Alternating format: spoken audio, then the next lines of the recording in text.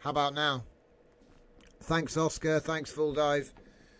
Let's start the intro again, shall we?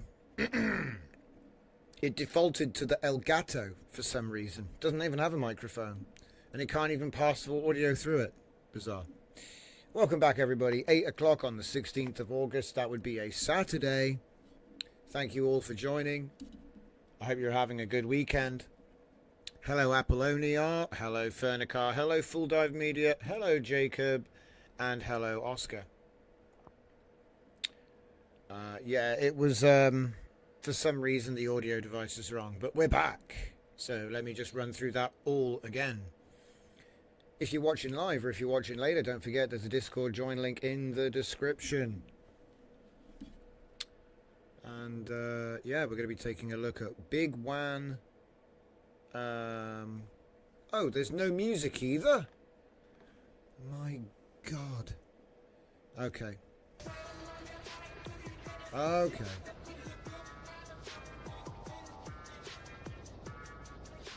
I can hear it. Aha! We've got the music back. It's only quiet. Well spotted. I don't know what happened. It stole all of my interfaces and swapped them over to default, which was nothing. Thanks, Windows. Making your life easy. So anyway. Yeah. Let's take you through what I'm doing here.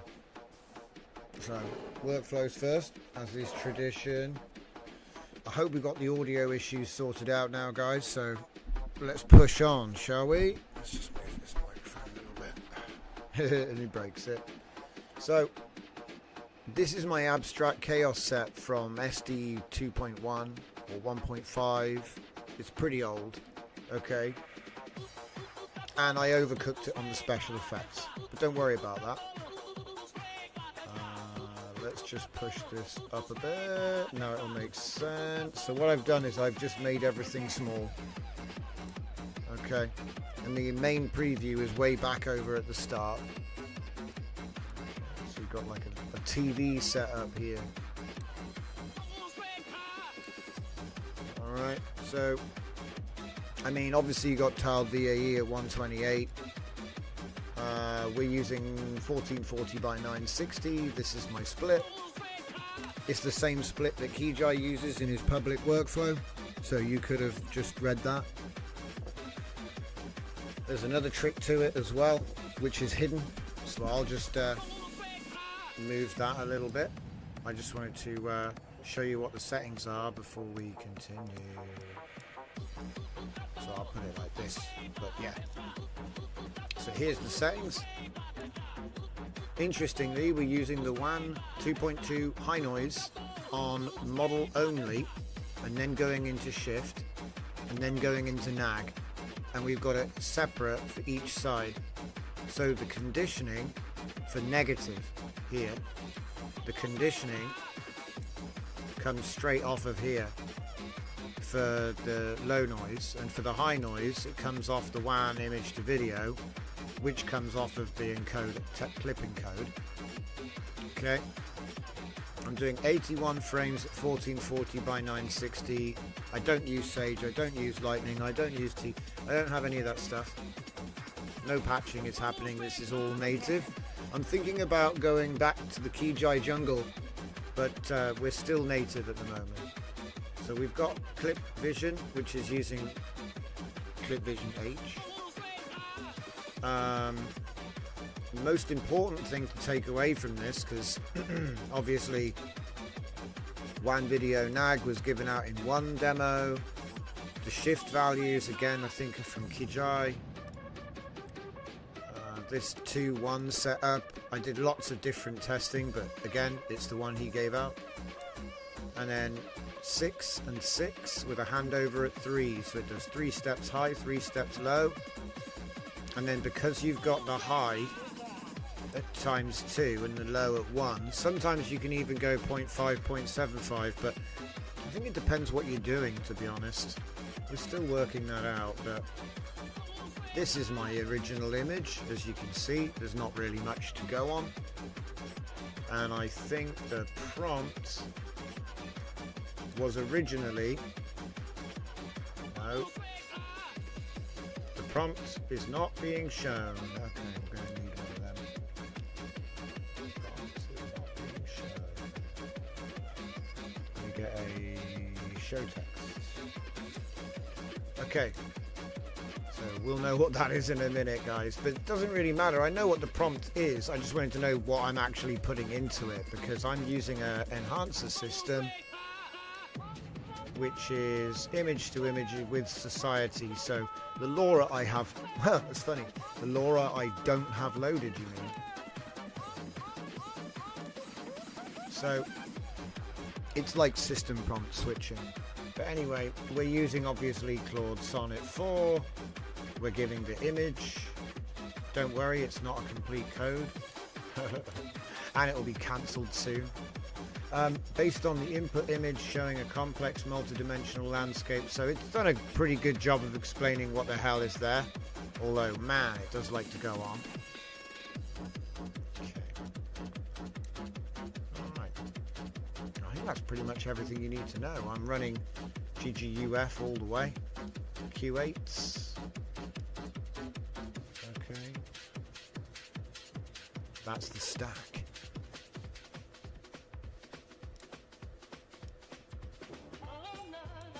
And then what am I doing after that? So obviously that is the original output. Not all of them come out all washed out like this, but I think there is an issue where they're saying maybe an update to Comfy UI. I've heard it talked about that there's like an issue sometimes with this ghosting that happens, but it doesn't happen every time. And I did some testing with the old Lightning as well, so that's always an option. You can still use the old Lightning.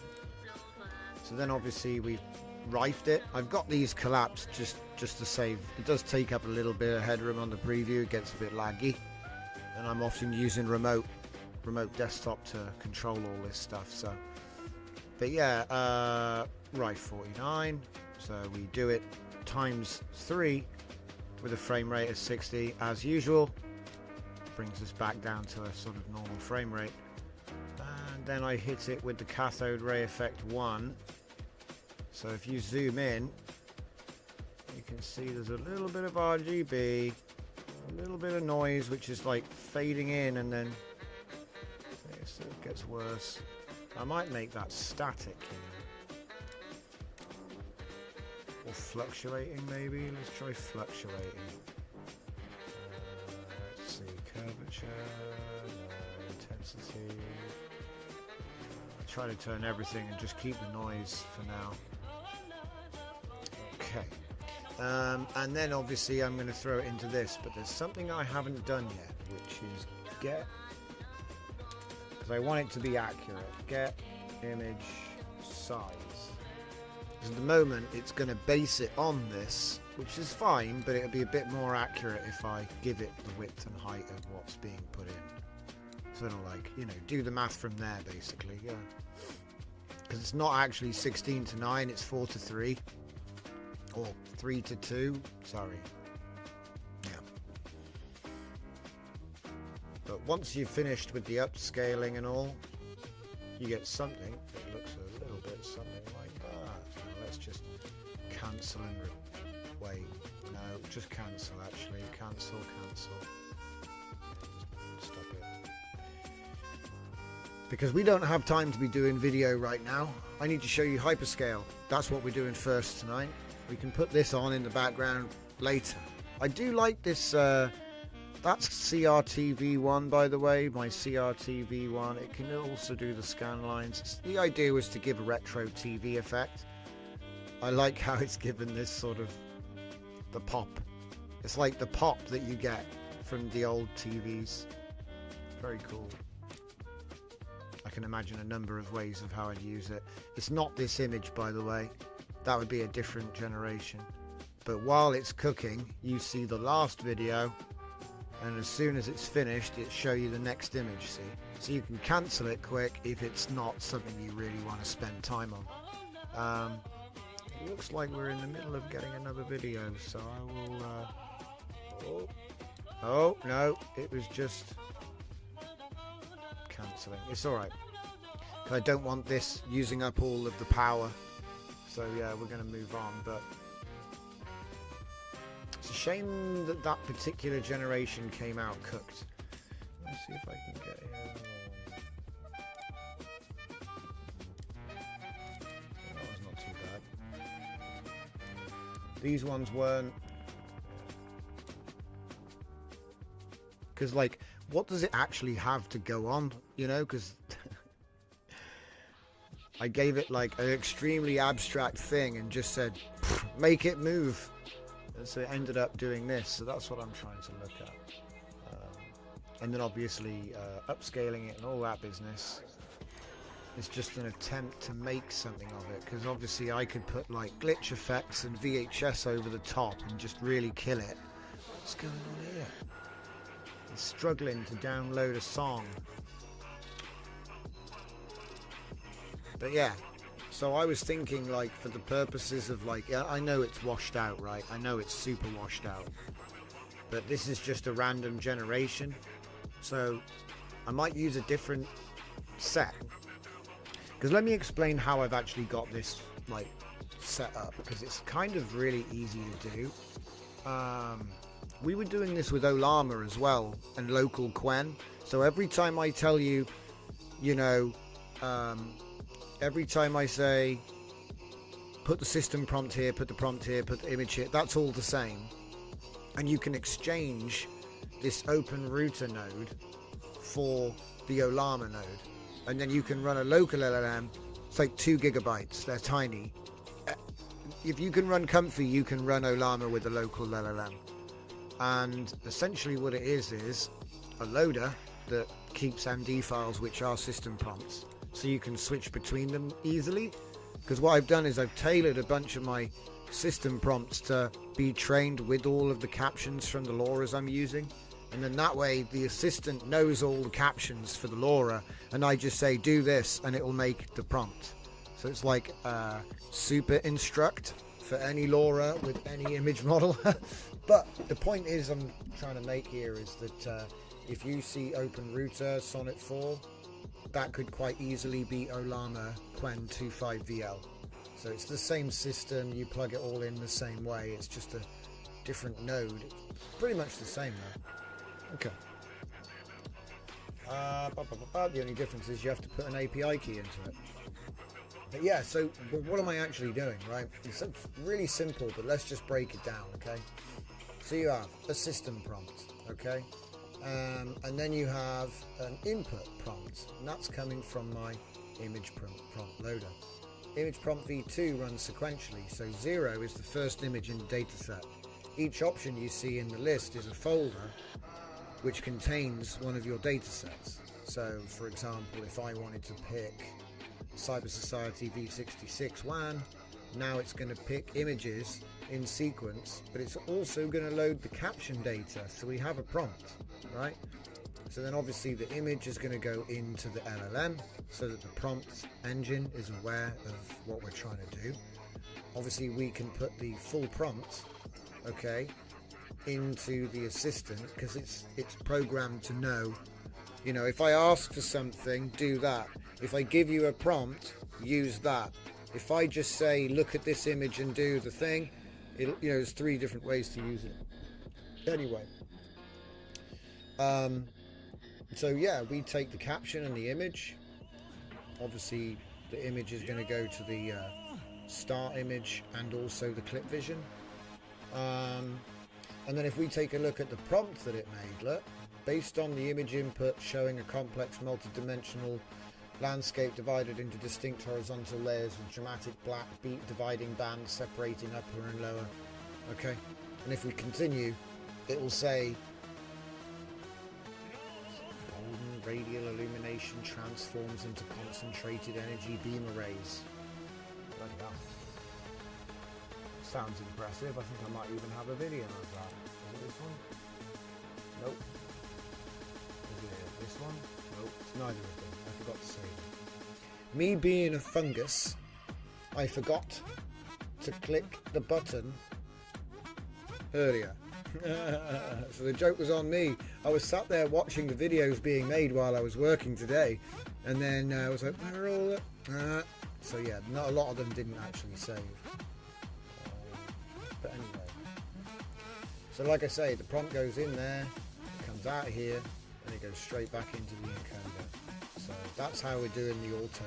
I guess it's like an auto enhancer, but it's context aware and all that jazz. So, right, we'll come back to this one in a bit. Let's get those upscaler prompts. Now, where did I put them? I think you can find them in the inside line.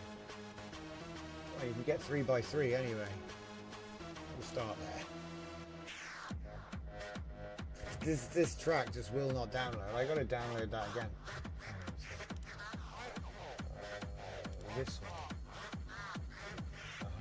Download it. It's one of my songs. There we go. We got it now. All right,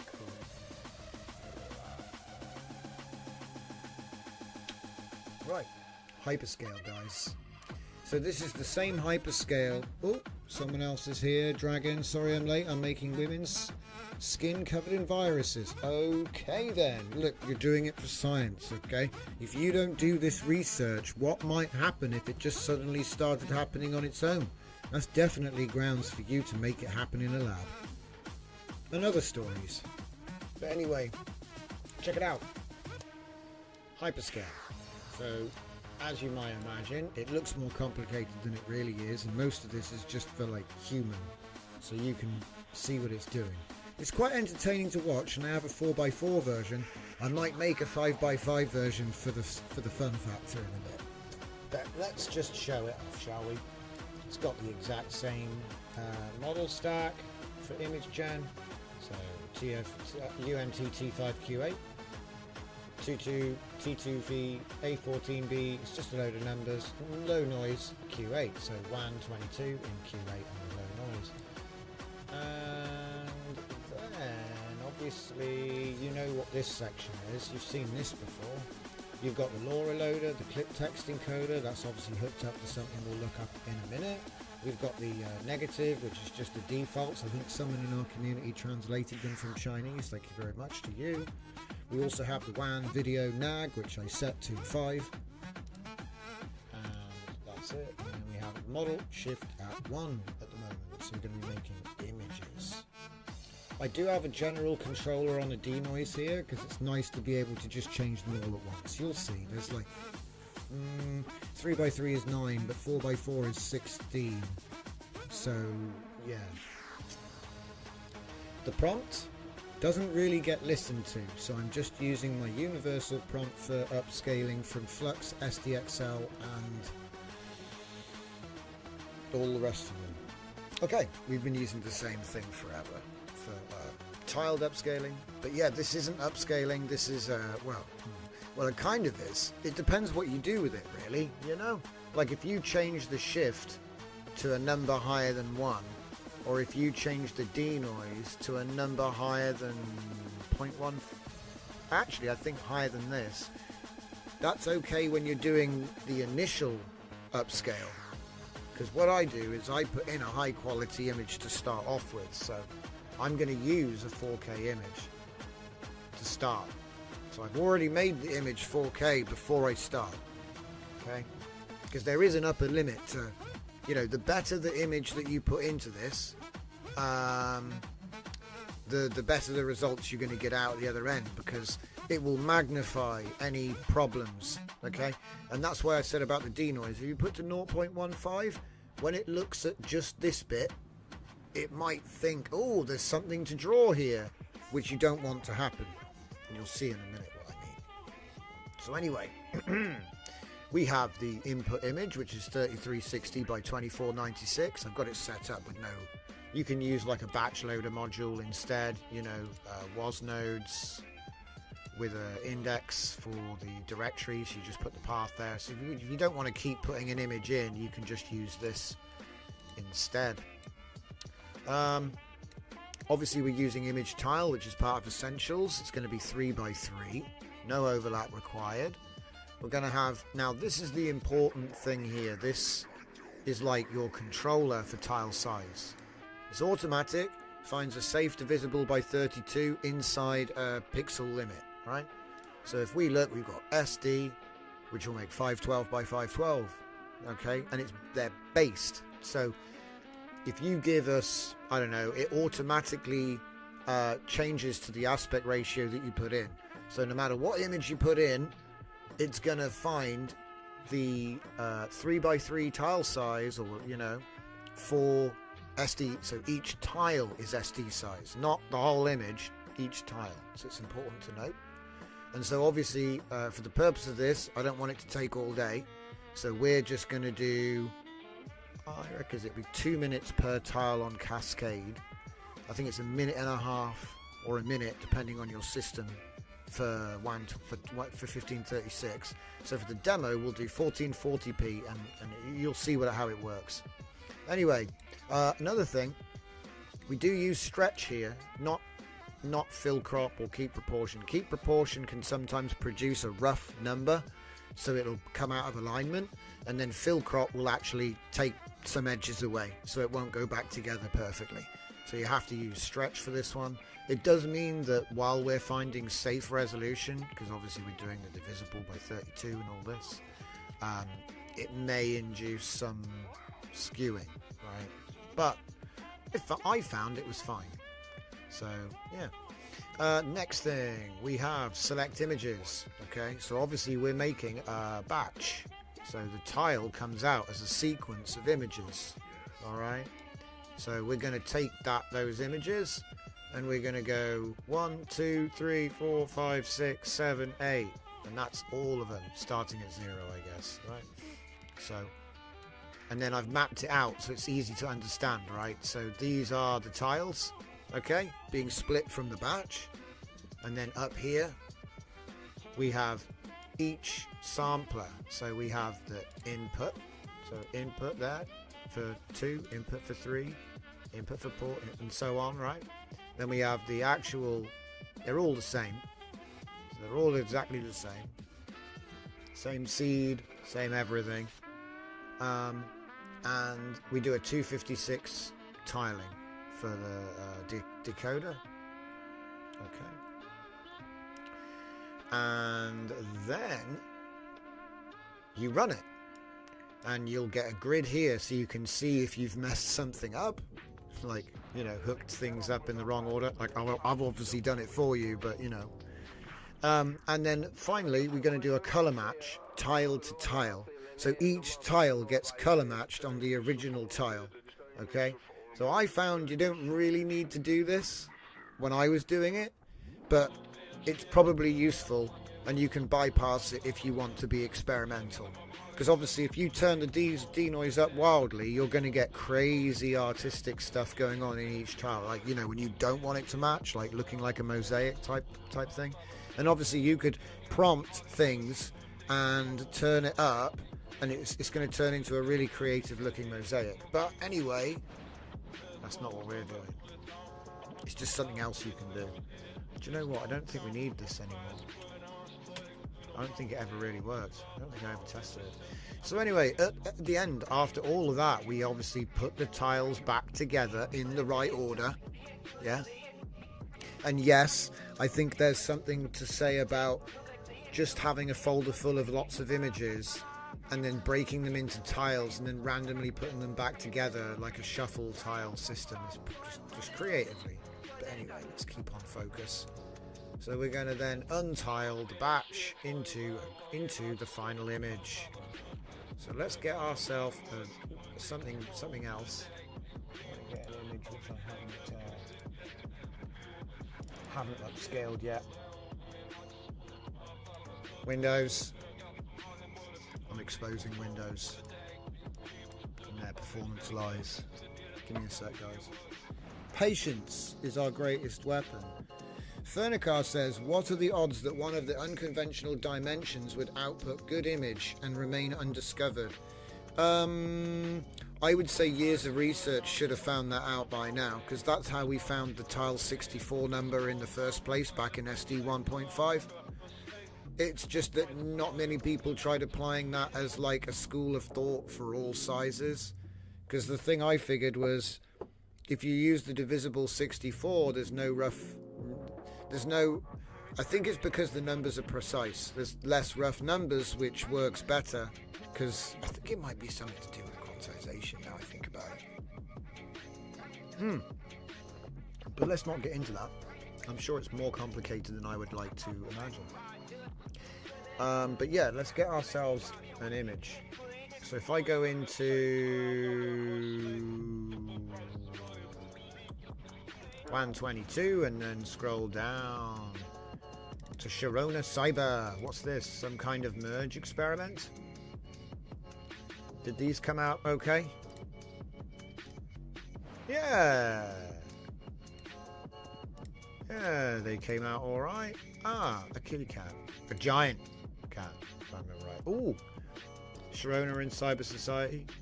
Pumpkins. Cranes. Psychedelic. Cyber cat. Oh my god, the cat. The cattle. That was something else. So those are obviously splits. I could do that one. Yeah, let's do that one. I'll have a little look and see if I can find something better. But that's my candidate for now. Oh, Sharona. What's this?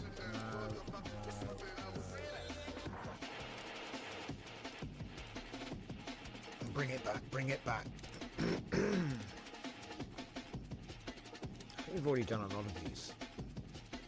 It's probably I was doing them as a batch though, so it's like you're gonna pick out ones just by eye.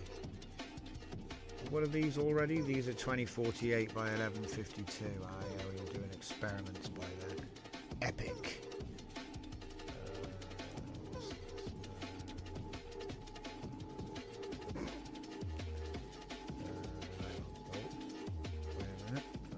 I've probably already upscaled that a bunch of times. No, that one. Wait, they're the same. There's some stuff going on.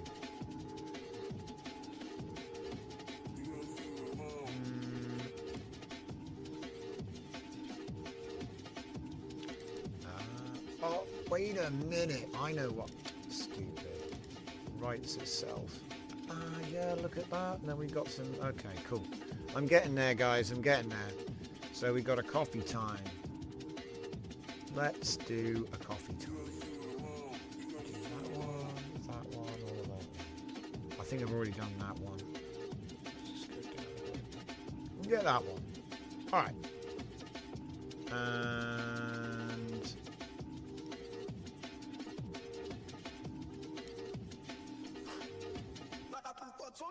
yeah.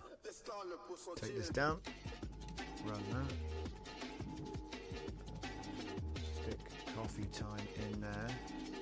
Put it up to WAN. Stick that in there. And then get that one. Put it up to cascade size and then cue it again. Okay. We're rocking and rolling. So then I just gotta basically zoom in here and wait. There's pretty much nothing else to it, really. On the screen somewhere, like that maybe. Yeah. All right. And then now we wait. While we wait, let's look at some results, because luckily I already did this earlier. And then also we got the 4x4 to look at, so I might just cancel those other ones and. But we'll see how we get on, shall we?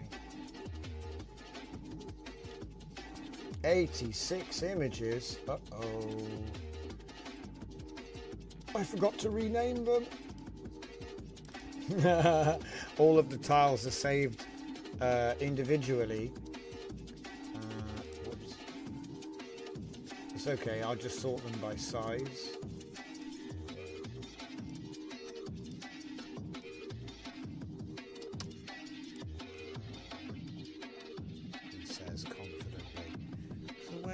Saved then. Oh yeah, of course.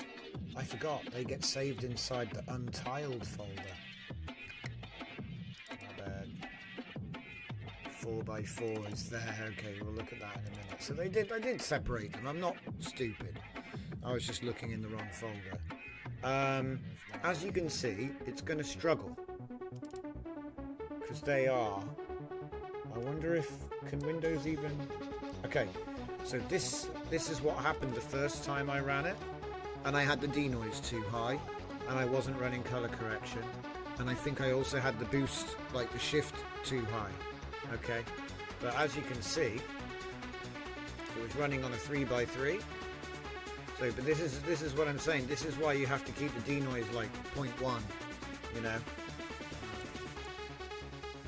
And then obviously, as I'm reducing settings, look, you can see that it's still having effect. I think what I did there was I reduced the boost, but I'm at 0.15 denoise. So you can just see, like, you know, the texture has changed on the background. I think it's Jupiter. And then on the final one that I released last night, there you go. And this is 3648 by 2688. So I tested that with, I think, SDXL, you know, for 1000. So each tile was a 1024 base. And then we start making it bigger. So this one would be 5088 by 3744. Like I said, if you wanted to zoom in, you can't see the tiles. I know they're there. You know they're there. But look. There. That's about. You can just about see a line there, but it's so faint that I don't care. Like if I was doing a professional job, I would have a grid. I would get the photoshops and I'd be like dab, because it's mostly fine. It's just there's a couple of seam marks. But like I said, if you have to zoom in that far, you can't. They're not normally visible. You'd have to, like I say, zoom into what is that?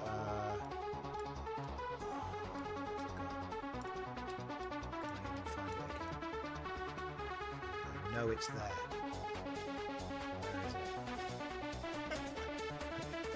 Lost it. I know where it is. It's there. Okay. So I'm at 800% zoom. So yeah, like I say. Looking at the actual detail though at this. Okay. So remember, we're doing this from a tiny squish. So every time I go up a level, we're putting a bigger image in to begin with. Okay. Just blow it up in the lazy way, Langso, Spilinear, whatever you want.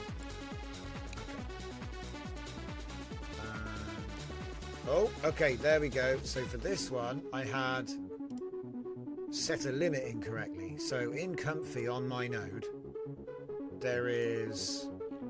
This is a good point. Glad that came up. So it was squishing. The reason was because the max width, you've got to set it to 8192 on both sides. It's not the default. This is like the Comfy limit. And the reason is obviously if I pick a high res and it tries to do the automatic scaling, there's a cap of 2048 there. So what was happening was it did the it did the thing, but obviously it capped it to 2048, so it ended up making it square, which had the effect of squishing it. But that won't happen if you're actually taking that limiter up to the full, to the max. I think is that there? Yeah, I know it's like, look, see, it's only a little, it's a little thing, but you know, obviously it matters. So, and there we go. So this is the final. Which one is this? Let me have a look. 10,080 by 7488. 10,000. I think we went higher than this in the end. I think we went up to like 12 or 13. But the thing is, it's like that is the 3x3 grid, right? So the last one in the chain was 10,080 by 7488. And like I say, it's not supposed to make the image better. It's supposed to just make it bigger. Mostly this is for print applications, because like I said, if I want to print out a 9x9, I could have A2. I could have A2 for each one. I've only got an A3 printer here, but I could send it off and I could say I want 9 A2 prints of this, okay? And then when you assemble that in a display, you've now got like a 4-meter tall, you know, piece of artwork, right? But yeah, so it's part of our printing project. That's why we did the hyperscaling. Obviously you could use it too if you wanted to do hyperscaling. It's not going to give you extra detail though, but as I say, when I'm printing out on paper, I'm not really wanting more detail because people are going to be standing back. Do you know what I mean? The problem you have when you print is that if I was to put the whole image on the paper, when people stand back, you can't see anything. So you have to blow it up, but you have to blow it up in a way that doesn't lose detail, yeah? So, and the weird thing is, because it's like art, you don't really want to add it either. It just needs to not look degraded, yeah? So I guarantee that if I took this original image and zoomed in as far as I could, it's going to be the same. You see what I mean? It'll have the same amount of blur, because I was trying to like, that's what we're trying to do here. There are other ways of getting more detail into the original image, which you would do before this, you see? So your image that you're bringing in should already be like of good quality. You see what I mean? So let's see, what's this? This is only 1152 by 1152, right? And it's pretty good. The sharpness is nice. So what we're aiming to do is blow that up and still have that level of sharpness, which is a bit of a tall deal. But again, because it's going to be assembled and put back together, well, that's the intention anyway. Yeah, so you can see here we have our tiles. Yeah, we can check that the tiles are correct. And we're nearly finished. It's kind of cool how this works. Like, I was watching a movie last night. Well, it wasn't really a movie, it's that new Alien TV show. But the point is, and we're not going to talk about it, I don't spoil. The point is, this was just running a batch in the background, and it was just like, you had like the last thing I did, and then you had like the beginnings of the next thing I did. It was just going bing, bing, bing, bing, bing. It's just kind of cool to watch in the background. I was doing 4K tiles, so it was taking like 4 or 5 minutes per tile. Obviously, this is not the end of this story. What Alien TV show? You didn't hear about it? Right, I'm going to drop this now for you. Alien Earth. And it's not James Cameron. Yeah? So, it's like, what did he say about it? He said this is in canon with the first Alien movie. Yeah? You know, whatever you want to make of that. Okay? But yeah. It was fun. I'm not going to say anymore. It was fun. I'm not going to say anymore. I don't want to spoil it because, you know, it's a bit yeah, cool franchise, bro. So yeah, like I say, there it is. And as you can see here, we're coming in at 2112 by 1152. Okay, and as you can see, it's not getting any better, but it's not getting any worse either. We don't see the upscale artifacts that you get from ESR GANs, okay, and also the blurriness isn't too bad on the edges as well. So looking at this one here, you can see the blurriness, you know. Part of that is my art style though. It's not supposed to be photographic. She's supposed to be painted like the rest of it, but I'll admit she is more photographic than the world she's in, but it's not supposed to be a photograph. Let's see here.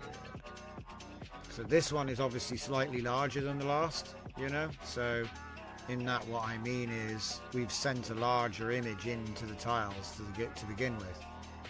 Okay, so that means each tile is actually going to be like 2112 by 1152 each. Yeah. So, you know, again, it's up to you how you get this image. And I did suggest to people as well that there's more, you know, because it's possible that you could do a better job of the upscaling in each tile. Yeah.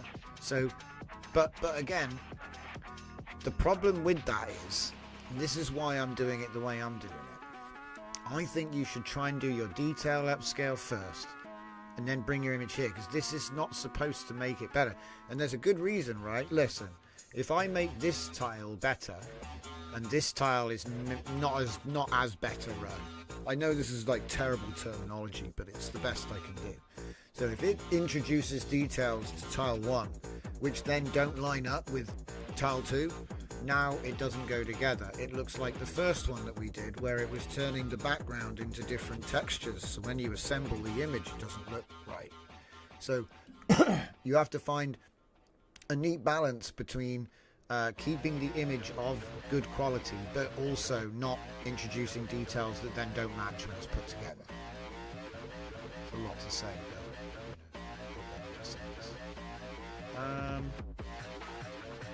and then we should get ourselves a new coffee time.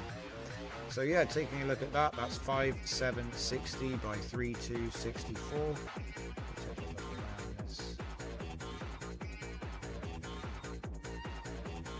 I mean, it's a great image. What can I say? You have to zoom all the way in. You just found the 2 episodes. Oh yeah, I haven't seen episode 2 yet, so no spoilers, mate. Lol. I know you haven't watched it yet, but you.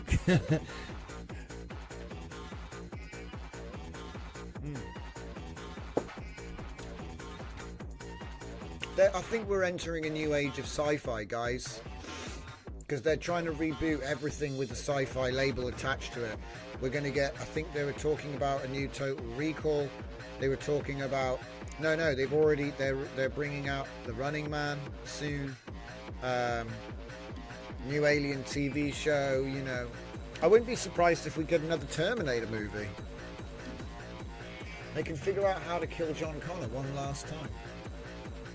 But yeah, there you go, look. One last tile.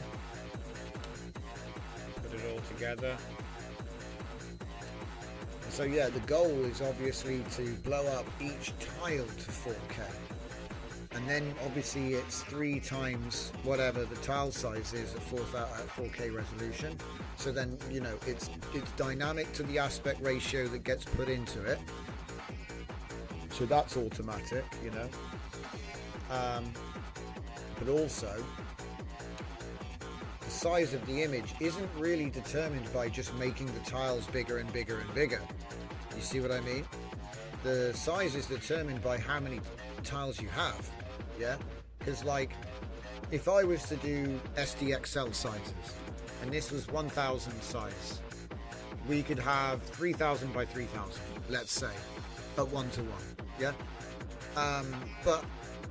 and then we could bump it up and do 2, and then we've just made 6000 by 6000 with a 2x upscaler. You see what I mean? That's the cheekiness to it, right? It's low energy or low compute, because it's just big tile, low denoise. Now, the astute among you could say, oh, we could just do this all with Lanczos. And yeah, you can. You totally can. But when I compare, because that's basically what the first one is, you see what we're putting into, oh, something's gone wrong. Oh, I see what happened. It's just the, you know, the scale of the thing, because we changed the aspect ratio. There we go. So you have 3x3. Okay. So 1024 by 1024 times 2, 2000, 3x3, 6000 by 6000. We're all on the same page. But here's the thing. If you push that up to 4000, you start to get into diminishing returns, which we are doing. We are doing that. But you get into diminishing returns, you know, so you get less for your buck, right, beyond a certain point. So instead of just making the tiles bigger, add more tiles. So more tiles. So it's the same method that we use for the tiling VAE, just like big and ridiculous, you know. But it works, so I don't really, do you know what I mean? What do I need to quibble? Here's a 6336 by 3456, and we're still getting warmed up. Did we actually even set one up? I don't think we're actually going to use... Yeah, we're not even using 4K yet. See, that 4K is next. Now, if you're a cloud user, you might experiment with 8K that blows up my 4090, but it's one button away. And that's for each tile. So, like, you know, if each tile was 8K, 8, 16, it starts getting out of hand, and then I've got a 4x4 set up. So, you know, if you could get one of them to run, they're all going to run. And then it's just 8, 16, it'd be a 32K at 1-to-1. But there's probably going to be 16 generations to make that happen. So like I said, I think 4K is about the limit. Just a note about my 4K node, it's 2880 by 2880, and then it scales the aspect ratio. So if you're doing 1-to-1, you'll see 2880 by 2880, which is a bit confusing, but it's the same total pixels as 4K 16:9, just scaled, so that you can have any aspect ratio you want, and the total pixels are the same with the same 32 divisible grid. Yeah, so that's what that's all about. So I think this is going to be the cascade setting, which is 2048 by 2048. WAN 22 is 1536 by 1536. 1440p is at 16:9, 1080 by 1920 by 1088. And then SDXL is flux, and SDXL, SD3, anything with a 1024 base. So with images, we normally use a 64 divisible just to make sure there's no remainder. But with WAN, because it's a video model, we're generally using 32. The reason for that is codec safe dimensions. You can look it up, but it's to do with the 32 bytes that's being streamed in the video. If you could, there's more technicals to it. I'm just maybe oversimplifying it, but the point is that it's to do with the codec standard for video. So you can look up codec safe dimensions. I mean, hell, we'll do it now. We've got time. We're waiting for images to be made. So wait, is this a different thing? That's a different thing. All right, codec safe dimensions. Tell I would like to know more. Codec safe divisible by 32 dimensions in video sizes. That should be enough. Debbie, wait, what? Hey, I nearly read that out. Dragon. So here we go. Video dimensions divisible by 32 are important for optimal codec performance, because most video codecs, H.264, 265, blah blah blah, use block-based compression algorithms that work efficiently with these alignments. Most video codecs use macro blocks or coding tree units that typically 16 by 16 or 32 by 32 pixels. When your video dimensions align with these block sizes, you get better compression, faster encoding, fewer artifacts at the edges, and more predictable file sizes. It's just making sense, isn't it? And there's some sizes, and these are the sizes that I've been trying to support in. So we've got 1440p, we've got 4. I haven't got a 720p. That's the only one I don't have. I'm like, oh, I got another one I got to add. I was looking into this the other night. It's not as simple as just adding 1280 by, because I have to add it in as 1-to-1. Anyway,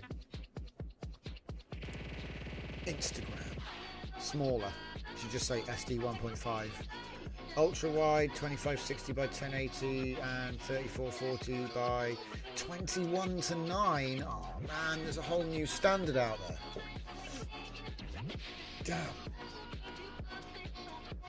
You should try generating in this. See what we get.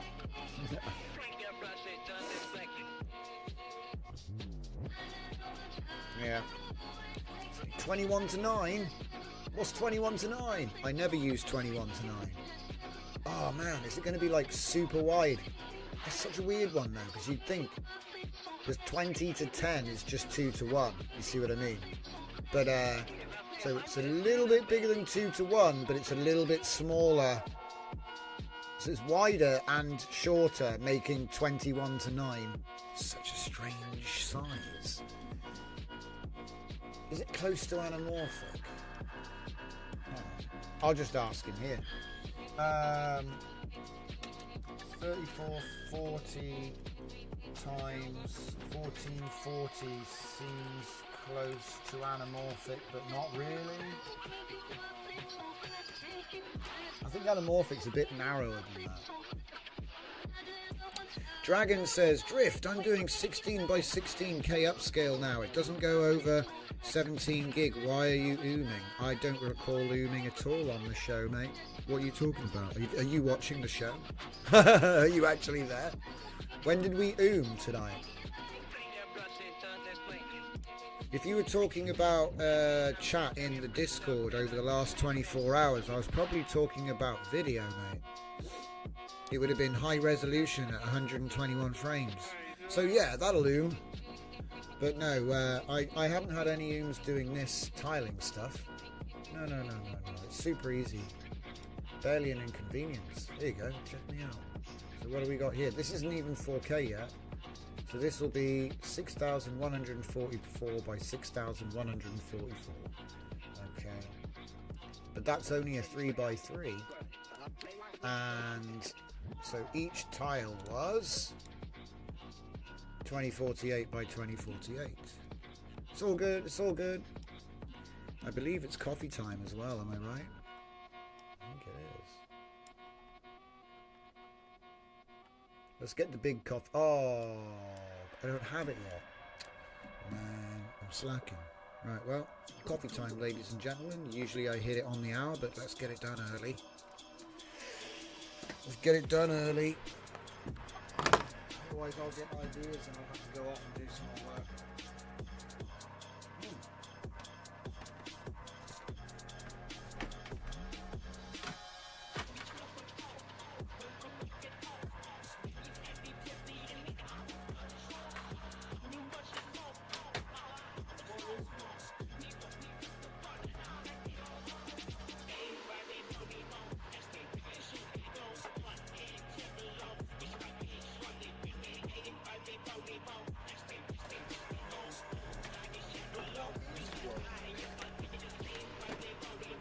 Is work a weapon?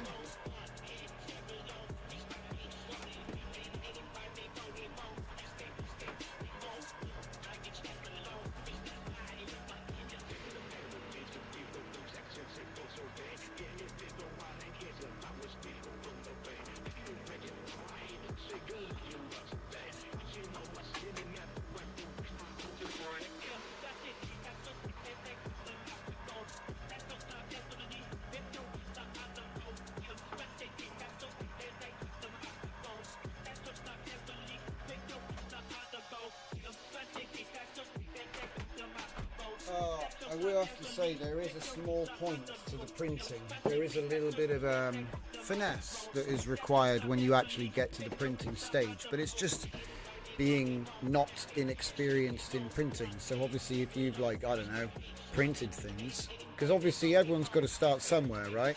But I am saying, like, if you use this workflow and you print out a bunch of things, there are ways you can screw it up in the print so that the edges don't line up. Do you know what I mean? That's all I'm saying. That's all I'm saying. But that's just an experience thing, and it's easy to figure that out and then get it right every time. And like I say, I mean, everyone generates images, posters, billboards.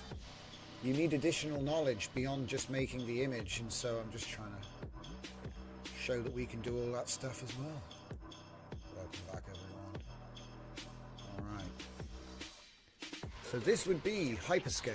Hyperscale uses WAN 2.1 i2v low noise to give you 4-step upscaling. Now I recommend bringing in your best images because it's not going to change them. It's just going to make them bigger. That's all. It's not lossless. It's not non-destructive. Because if I take these two images here, check it out. We'll just do a little bit of an analysis real quick, okay? So let's see. Original image. Yeah, I guess that's the original image. So, yeah. See, the thing is, it's like, alright, let's do this. So if we just want to compare these images real quick, okay, there's a number of ways we can do that. So let's just grab the original and then let's grab the hyperscale. Okay. So one of them is 1152 and one of them is 6144. Right? And as a matter of fact, Dragon, we need to team up and use your upscaler with this so that we make your version first, which is a detailer upscaler. See, mine is not a detailer upscaler. And the idea is to use yours first and then use that on, you know, chain them together to make a turbo ultra hyperbolic upscaler. There you go. Right. So we have our two images. How are we going to compare them? Right. Now, obviously, one of them has got to be shrunk, or one of them has got to be, what's it called? One of them has to be shrunk, or one of them has to be blown up, in order to get a one-to-one comparison. Okay, so if I say crop first, let's get some crops. So say image crop. Do you know what, we're gonna have to do this vertically. This is gonna look a little bit unconventional, but it'll be fine. So we have our big one on the left, little one on the right. So I'm gonna do image crops first. All right.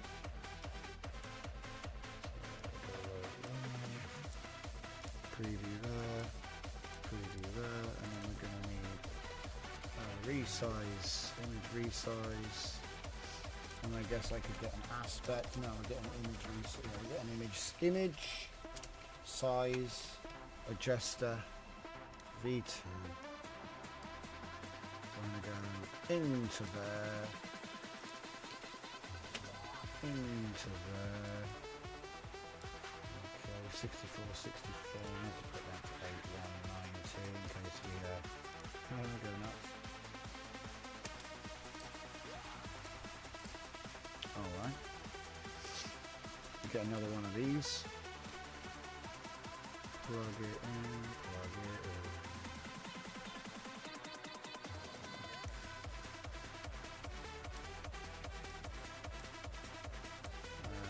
Another preview. Okay. Now at the moment all I've done is I've just come in and I've normalized both images by this will shrink them both down to 512 by 512, which isn't really what we want to do, but it gives me enough control to say, okay, I'm going to look at them both in 1440p, which is basically HD. It's, you know, 1920 by 1080. Okay. We have got the non-crops there, but I don't think it's really going to be very helpful. So anyway, we can do comparer and we can do difference. These are my two go-to ways. Image comparer is RG3, and the other one is difference. Yep, there we go. And so that one's going to need a preview. This one already is the preview. Something like this. Okay, and then we just hook them up. So, oh, I better make that the B actually. Yeah, make the, you know, make it the B, not the A. Alright, stick it in the A there. Stick that one in the A there, and I think, wait. There we go. Yep. Okay, go.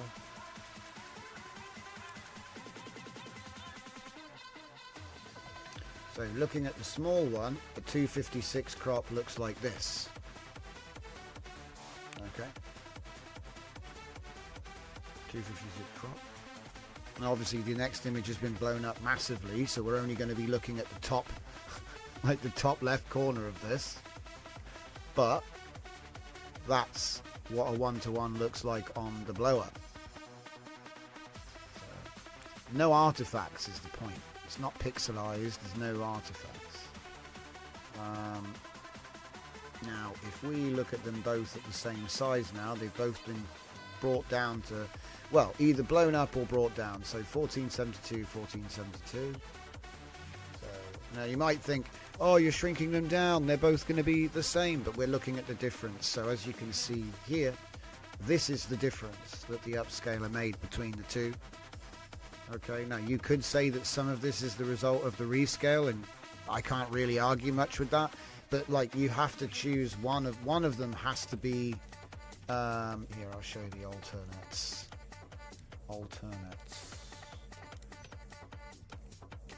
Because the issue is, you know, if you want to compare the original with the upscale properly, one of them has got to be big and one of them has got to be small, and that's just how it is. So ultimately, something has to be resized. So the other way to do it, obviously, is you just take the resize node itself. And if I say, oh, I'm going to make image A smaller, I'm going to make image B small, what, you know.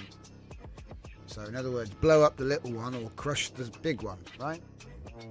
So match the dimensions of each image. So get image size. Put that one there.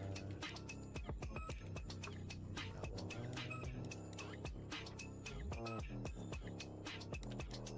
That one goes here. They're stuck together. And that one goes here.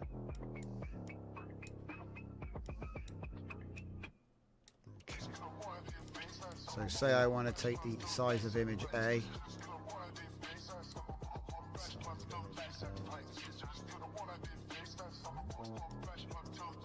Yep. On this one, we'll take the size of image B.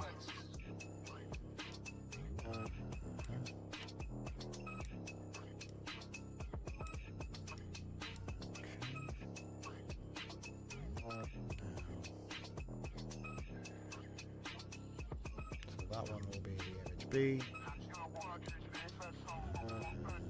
This one will be the image A.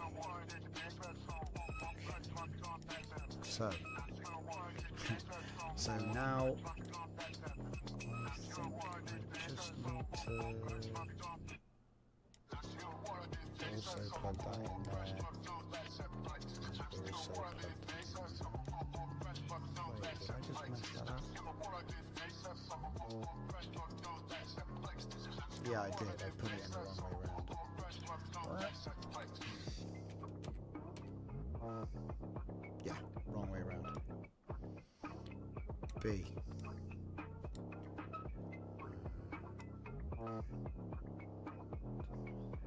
Yeah, and then what?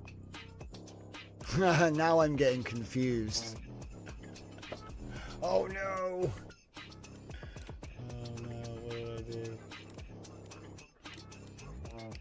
Let's just run it and see if I screwed everything up. Okay, so what do we got here? 1472 by 1472. Yeah, I screwed it up. Somehow. It's probably the image hasn't got the right input. So, yeah. Okay.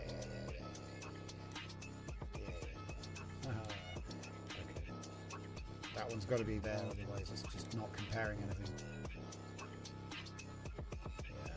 Looks a bit better, still got an error there, but fix that one now. So what else have I missed here? So this.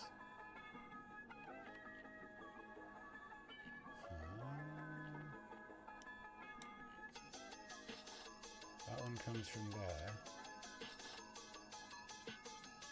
Now, that one should come from the top one. This one should come from also that one. Okay. And then this one should come from the top one. Yep.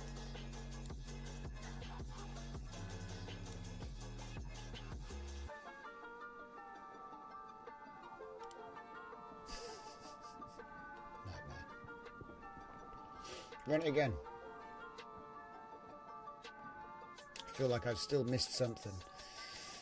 But the bottom line is, this one, it shrinks the image, and then the other one, it blows it up. But we're still not quite... Oh, no, wait, I think, yeah, that is right, yeah.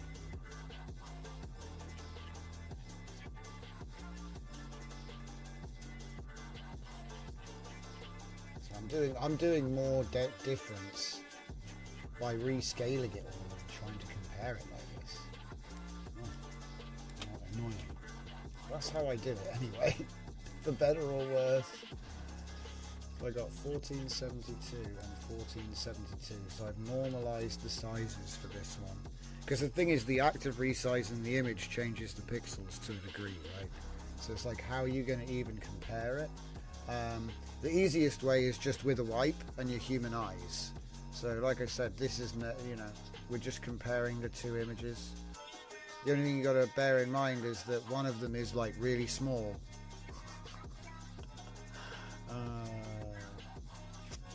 And if you want to know which one is really small, it should be obvious. It's the one that's all got jagged lines everywhere. Yeah. So, right. Mind you, you say that, and now let's show everyone the next bit that's annoying, which makes it all different. Yeah, go bilinear. It's all blurry. Yeah. Look at that line now. Look at that. Yeah. I don't know if I'm making any sense. Is this making sense? I'm just trying to show you, like, you know, you can have the best upscalers, right? Yeah, let me show you that again, because I'm not explaining this very well. Whenever you're doing upscaling, often there'll be times when you have to do resizing. And sometimes everyone will say to you, oh, just use bicubic. Bicubic's the best. It's sharper, right? Okay, so here, let's have a look and see what bicubic does.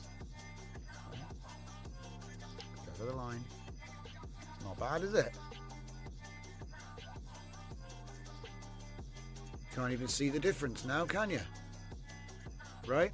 Because these different functions have different use cases. You know, you have bilinear, bicubic, nearest. I think bilinear, bicubic can be used for upscaling and downscaling. Like, they're better at one or the other, whereas nearest is your all-rounder. Sometimes I'll use bilinear because it's a little bit blurrier. So bicubic is sharper, but sometimes the sharpness can be a problem. So the other one, of course, is Lanczos. Now, I don't think it's Gaussian. But again, I don't think it's Gaussian, you know what I mean? Because there is a blur going on, but you can't really... It's virtually not. You can't really tell, guys. Changes the colour of the iris just a little bit. But the reason I bring it up is that often the default is nearest. Okay? Now, let me put it on nearest to show you what happens. And so this could, like, mess up a nice upscale. You know what I mean? So you could have a nice upscale, and then you'll put it through this, and then look at this. You see that? It looks like barbed wire.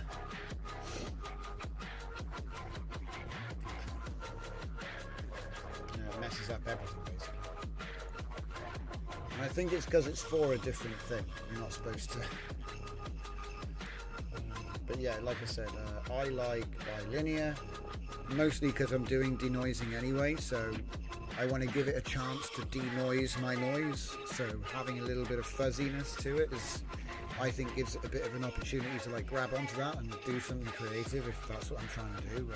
Sharpen up the edges and stuff like that.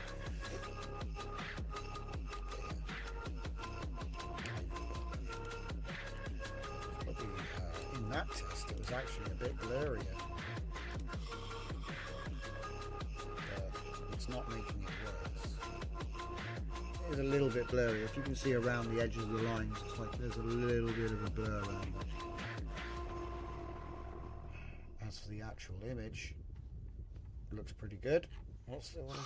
Oh yeah, that's right. We're just comparing. there's a fair bit of difference between the two images that you can say isn't just the, you know, the test, because obviously the test affects the result to a degree. So if we try to eliminate that, I mean, I suppose what you could do is you could find the noise from resizing the smaller image, compare those, and then subtract the difference. But it'll get so out of hand, guys. I'm not trying to make it complicated. I just think that these nodes, image comparer by RG3 and image enhanced difference by essentials. Can you boost it with one? I forget if that's how it works. Let's see. No, it's not. It didn't work.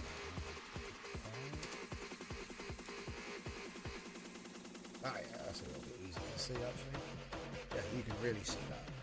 Can we make it even more? I think I might make it too powerful. Yeah, it's too powerful. But you get the idea that it's making a lot of little changes that you probably wouldn't necessarily notice. Hey, look, you can see the tiles. Yeah, you can see the edges. Wow. Hang on a minute. Now I need to try a different one. You guys got me interested now. Oh, I don't have the originals. Anyway, but that's actually really cool. We'll just print this out instead. That's cool. Do you know what it looks like? It looks like a rave flyer that's been folded up and put in someone's pocket and then went through the wash. That's what it looks like. It's awesome. Oh, yeah, anyway. Image enhanced difference 0.25. All I did was make the original image to be the same size, or I think in this case we scaled them down. So do you know what? One more. Yeah, let's do a dumb 4K just for the fun of it. Here we go. So this has got no, you know, no AI. It's just make big, make image big. Oh crap! Did I try to make this one? Fixed size, so it's 2880, 2880 on both sides, and then we compare them both. Yeah, let's turn this down a bit. It's fun, but it's also too much. And you can actually really see those tiles. That's interesting. So you can't see them with the human eye, but when you compare the difference between the two images, obviously the edges are always there.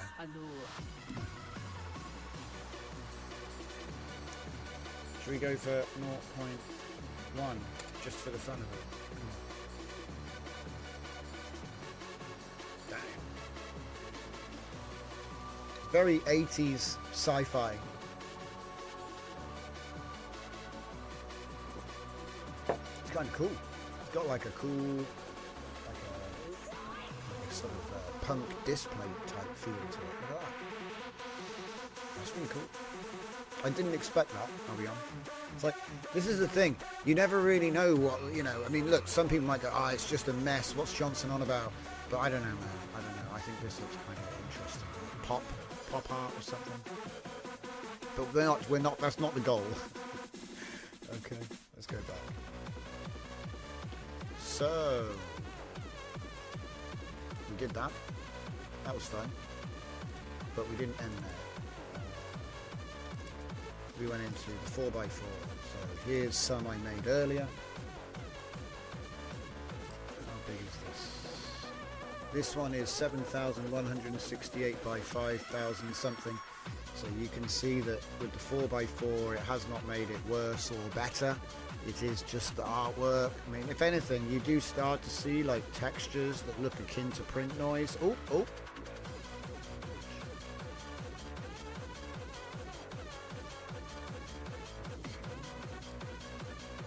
Tried to do human face. This is actually a trained LoRa.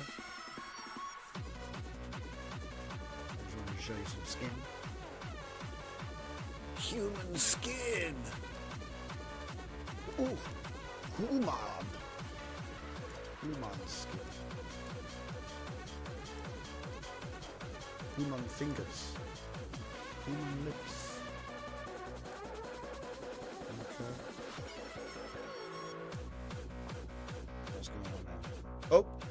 Thora with the cosmic eyes and that cult. But yeah, character, backgrounds look good. It's my anime model. Is that it? Is that all we got in there? That's all we got in there. Oh no, we missed one. So this is from Mr. Vascularity, and he wanted to know what would happen if I pushed it through with a little bit more shift. Okay. Is that... Yes, it is a LoRa. Yes, it is. But it's not. It's not a public LoRa. But it is a LoRa. So, yeah, you give me a good data set. WAN is the man. 100%. We can do it. Yeah, it does look good, right? I was really impressed with it. You never really know. It did have, like, originally the skin wasn't too bad, but it didn't have anywhere like that amount of pores detail. It's kind of interesting. I hit it with the 4K upscaler first, you know, with a little bit of boost. A little bit of boost. I think I go 1.5 and 1.5 shift and 0.15 to 0.2 on the denoise to introduce things like skin details on people, because it will do that automatically. You know how, you know, faces get a little bit better? Like, these people didn't have faces, they were just a blob. But if they look like this guy, they all look like this, okay? But now it's done that for free, like, you know, distant. I mean, I know it's not great, but it's nice, you know. It's nice when that happens. But as you can see, the nice thing about this, and I'm sure with the detailer we could actually like bring some. See, here's the problem. The problem is that if you get detail, it's got to be consistent across every tile. So really you want to do your detailer pass first and then do your hyperscale second. Because like I said, if you know, just add tiles. So anyway, we're going to drop this bad boy in here now. Ooh. There we go. Hyperscale. As you can see, it's bigger now. So what am I going to do? We're going to make it even bigger. We're going to make a 5x5. Like 5 below 5. It's going to be like a callback to the old names. So it's actually easier than you think, okay? We're just going to pull this out to here. Pull this out to about there. Pull this out to about there. Drag that down. And then I'm just going to do a bit of copy pasta, and then you can all laugh at me when nothing's plugged in right. Okay, get your popcorn ready.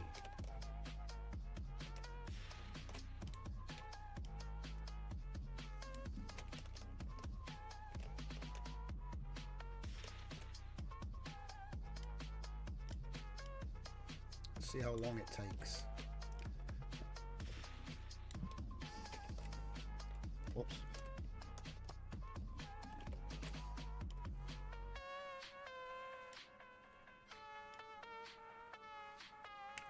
That's not bad.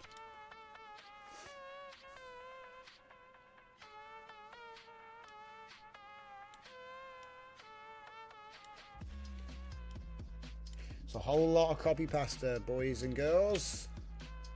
What are we gonna do here? Someone get the bolognese.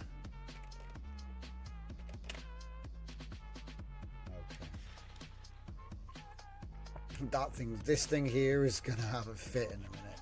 I might just like remove it and make a new one. It's probably quicker and easier.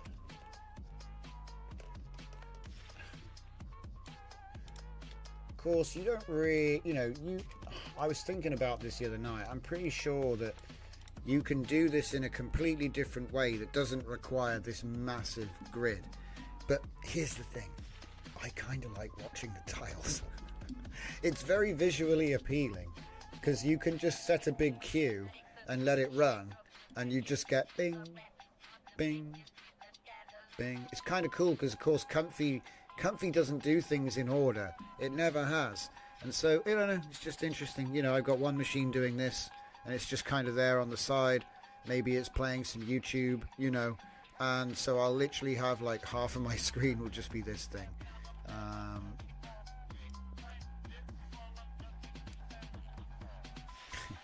But this is like, you thought I was getting out of hand yesterday. This is what I call getting out of hand. This is, I like it. This is oh yeah, oh yeah. So, this is the thing, like you went from 9 to 16 to question mark 17, 18, 19, 20, 21, 22, 23, 24, 25, 25. That's a really weird number.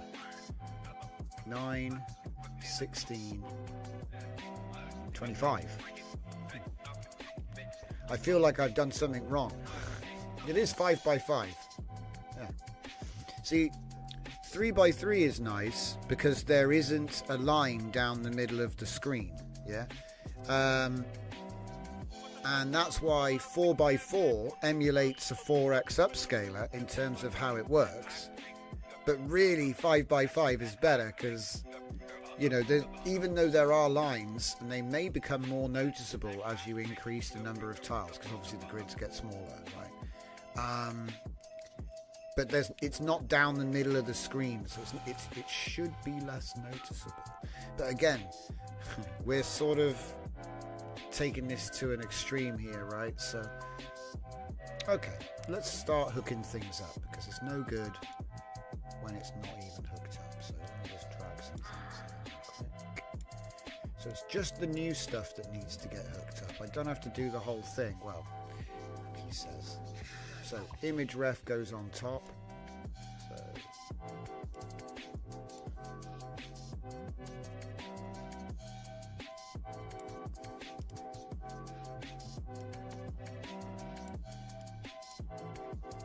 should be straight forward as long as we don't screw something up.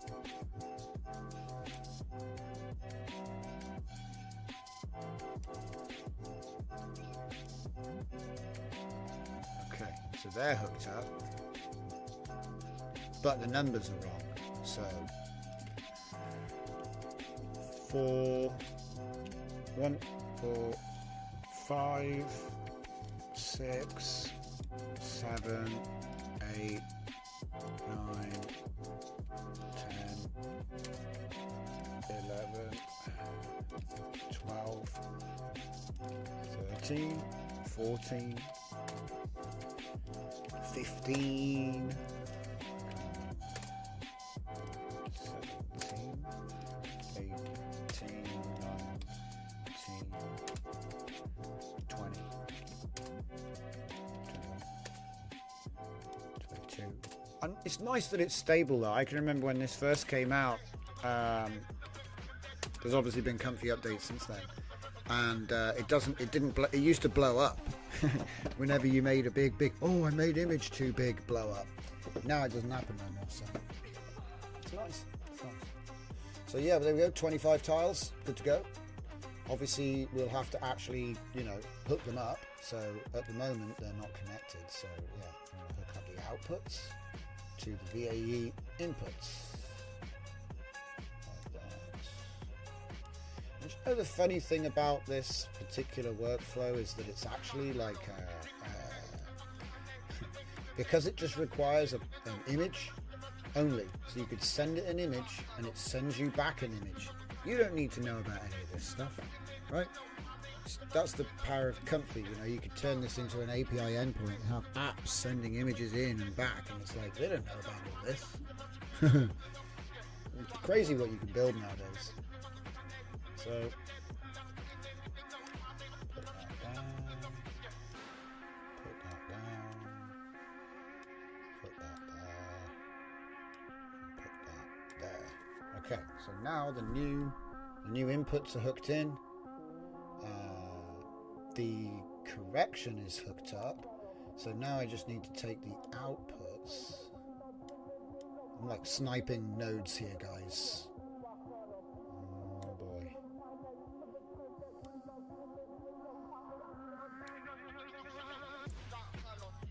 Feels like defusing a bomb for some reason. Oh, I missed. explosions. Oh no, we can't click on that one pixel. There we go. I got it, guys.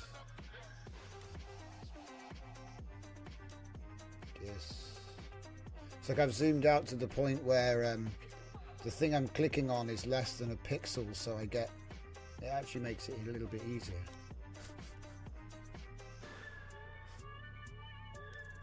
Plug that one in. Plug that one in. There. So this is the reason that I built it visually like this, is so it's easy to understand. Like, you should know where I'm. You know what I mean? It's all the same grid, so you should know by looking at it what needs to plug in where, because it's just, you know what I mean? It's like, obviously that node there is this bit here, is this bit here, is that bit there. So it all like kind of just should just make sense. Okay, so now I've got to hook up the outputs. So that would be all this. I just break it up into little bits. So, like, you know, we did each section one at a time, and then it's easy to be like, okay, everything's done now. So yeah, I'll put that one in there. I might have missed something, but it's not the end of the world. We can do it in SD mode. Make it quick. Yeah, I think that's the top. So there's one thing left to do, which is update this, and this is going to be, I saved this part till last. So unfortunately, the best way to do this is just to make another one, because, well, it doesn't really make any difference, okay? It'll get confused and disconnect them all when you start to hook them back up. And then you can click fix node, and so it's not really a problem, okay? But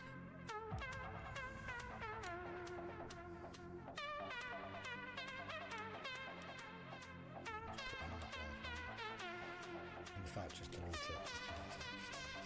Conviction. So left to right, top to bottom, output to input, output to input, so on. Until we've done them all. That's annoying.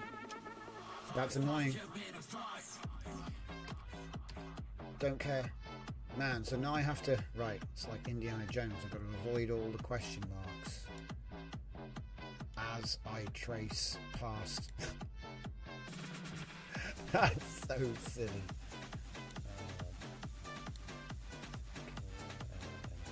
I suppose it's nice to have the help feature. Not doing a very good job at evading them. Oh.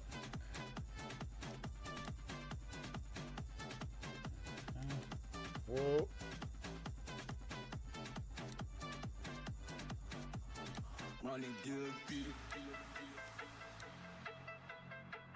It's just out of range for me. You know, to do it like in one motion. Okay. And we're at 25, which means we hooked them all up. I think we might be ready to launch, guys. Okay. So let's get something juicy to try it out with. Obviously, I've already done this one. I'm going to put it at SD size for this one, just to sort of 5x5, just save it as that. So this will be, hopefully, I don't actually know, I don't even know, actually we're not going to do it on SD, that's not going to help because it's tiny. Alright, we'll give it a blast, and see what happens. How about that? So let's get an image.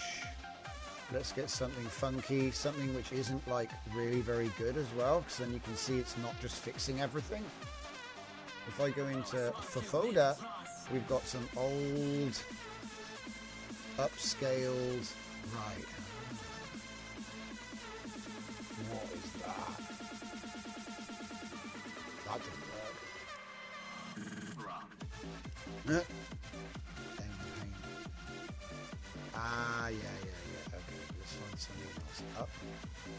No, we need to find find something else. There we go. Maybe we do my frog. Oof. Oof. I've already been messing around with these by the looks of it. Yeah, I've been doing style transfer on the frog with obviously Cyber Society Laura with varying degrees of success. So let's just let's see. Flux. Craya. So this is Craya style transfer. A bit broken, a bit messy. But then my style is a bit messy. It looks like you made him out of super glue and it's all crusted. That one's not bad. That one's super strong. But that one just looks like a normal froge. I don't know. I think I should probably use something else.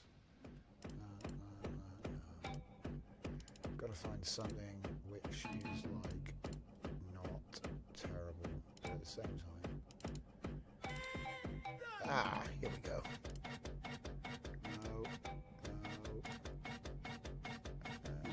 Now that is one I've done an upscale on. That's 1280 by 1920. So we were testing Flux Craya to see if you could just do, you know, 1440p upscaling with Craya. It wasn't bad. It wasn't good either. I mean, it wasn't, well, that's a lie. It was good. It was good. Feel a bit spoiled with all the WAN stuff. How about Sharona? Yeah, no. See, I can remember being impressed with this. I, for some reason, can't find the folder that impressed me.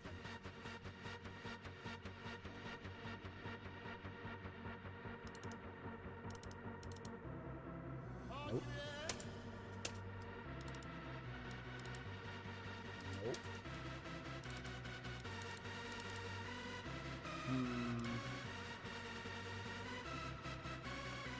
These are fun, but these have already been improved. Come on, main.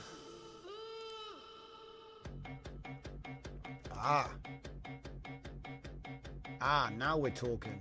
Right. So, I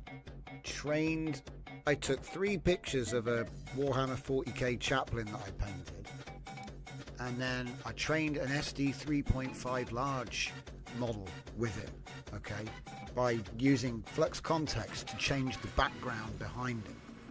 So that means you can now put him in different scenes. Okay, it's, you know, sometimes it gets the details wrong, but I was actually pretty impressed with what it did. It kind of made like an instant diorama type thing, you know. He's going a bit weird here, but let me just get a good one here. Oh, look at that. Wait. See, that one, it looked like he's running. Okay, that one's pretty cool. He's lost his staff. Trying to find a good one. That one's pretty close. Pretty close. I think that one might be the most. It's funny because of the background. Yeah, okay. I'm just being picky now. That one's fine. Oh, yo. Every time I'm happy with it. Hey, look, he's got his face back.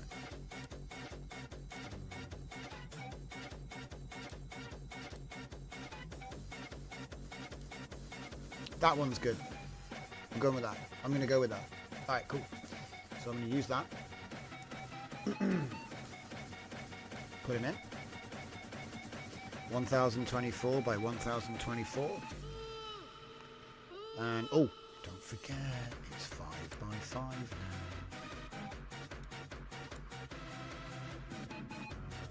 5 by 5, and don't forget 5 by 5, because this is the, I'm not going to save them, but that would be how you save your tiles for printing as well, because, you know, it's going to save each individual image as a separate file in sequence, but we only need the assembled image. So I wonder how many mistakes I made. Let's find out. It should be on SDXL mode, so it should be. Oh no, we're going to try SD. So yeah, they're going to be tiny tiles. So, oh my god, look at this. See all the tiles. Oh my goodness. It being shrunk. Wow. Uh-oh. And that's why I was thinking should do the upscale first perhaps. So let me see if I can find the, is this the one? Yeah, this is the one.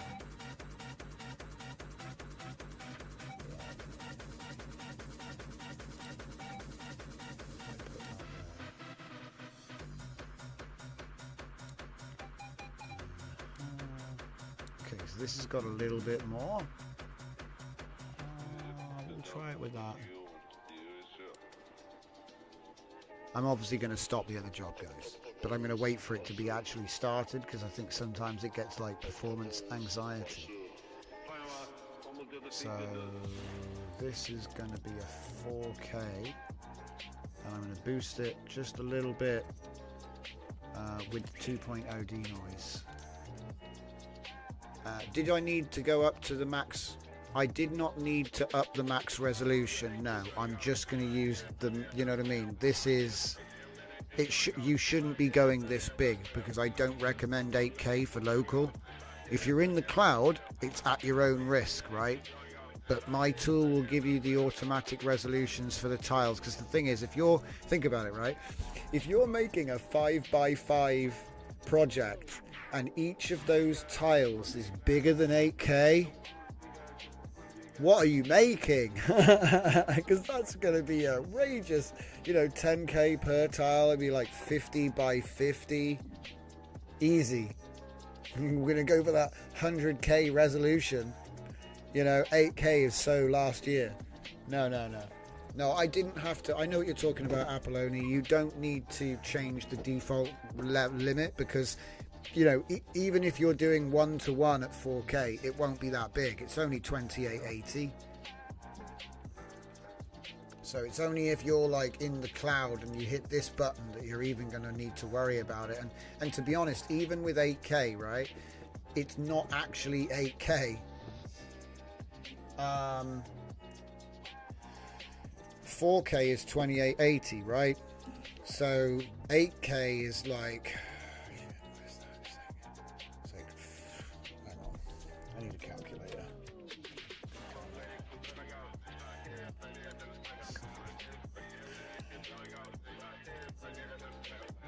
Not times. Yeah, times two. 5760. Sound familiar? 576. Interesting. The numbers are coming back round again, guys. But yeah, like I say, so 8K is actually 5760 by 5760 at 1:1. 16:9, what the longer edge will be close to 8K. I thought 4K is 4K unless it's in a prompt. Yeah, 4K is just something you type in, guys. You just type 4K and you get 4K. It's that simple. It's easy. I don't even know what I'm going on about right now. But yeah, so yeah, like I say, what we're going to do is we're going to queue that one up and go and find out what it's doing. What's it doing? It's probably trying to do it. Oh wait, no. Yeah, okay. Look, do you know what? It's making good progress, guys. So each image is actually 512 by 512. So we've actually shrunk the image to make this. We actually shrunk the image just, but it is going a lot faster. So we actually, that's really funny. This is now, what's the opposite of hyper? Like when you make something smaller, it's like shrink, super shrink. This is now super shrink.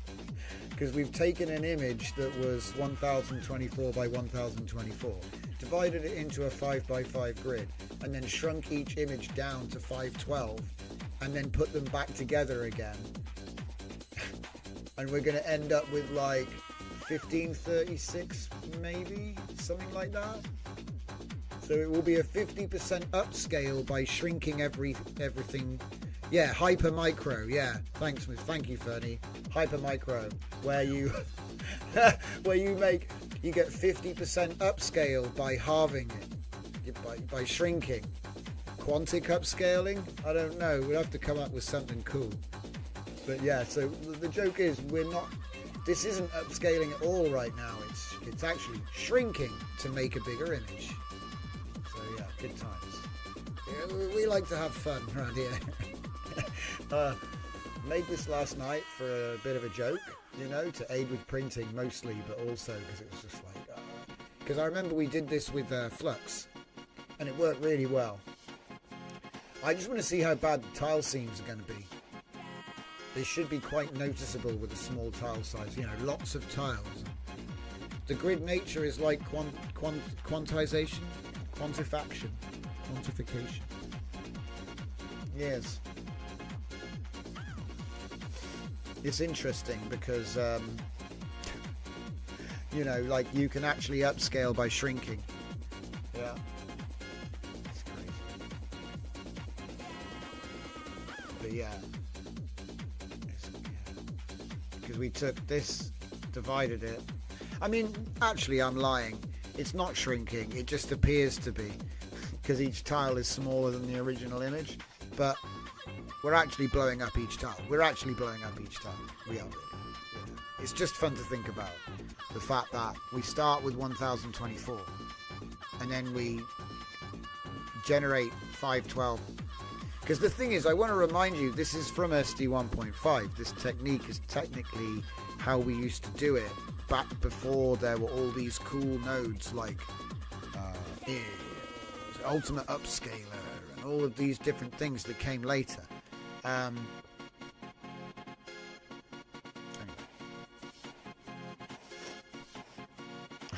This is we deserve to see the edges on this one. We seriously deserve to see the edges. Oh yeah, one more thing about what's that? Wraps for buses are 50k in width. Yeah, true, but they often use SVG, so they've got infinite scaling, so they're all right. Do you know what I mean? But certainly artwork, like there'll be components of a larger design maybe that are smaller, so you get around it like that. But you are correct. You are correct. And hey, maybe you want to vinyl wrap your house. Maybe that's the new big trend for 2025. So 2560 by 2560. So we blew it up by shrinking it and putting it back together. And if you think about this, right now, this looks a bit rough, doesn't it? But remember, it's a hand-painted mini, or it's trying to look like one. So it's not supposed to be painted amazingly well. Like, do you know what? I actually kind of am surprised by these generations. All I did was I used flux context to remove the base, and then again to change the background. Okay, and then I trained that LoRa, and this is a generated dude. So he's not real, but he does look a lot like the real one. I've got the real one right here. I'm looking at it right now, and if anything, my one is painted worse. And in fact, it's learned some of my painting mistakes, like how I didn't properly paint. Look, it's got the extra bit of paint around the skull. Oh fuck, I'm dropping it, I'm throwing him around. It's got the extra bit of paint around the top of the skull, which is not in the same place. I did it here, but he's learned the concept of painting it badly like me. I love it, so good. So it's not just a 40k dude, it's the 40k dude in the style of Johnson painting, you know. Which I find I just find that fun. It should be doing an upscale in another tab for us right now. So we've gone up to 2880 this time. So that's a dumb upscale. It doesn't look much different, you know. And there's my unimpressed white cat from another previous life. Dragon says, it's not meant to be painted amazingly well. How many times have I heard that across a tabletop before a battle? Well, to be honest, mate, a lot of the guys I used to play with, they just play with Coke cans marked Orc Tank. So, you know, we didn't really, you know what I mean? We didn't judge. But I will say, though, if you're going to get them, if you're going to buy the plastic, you've got to paint it.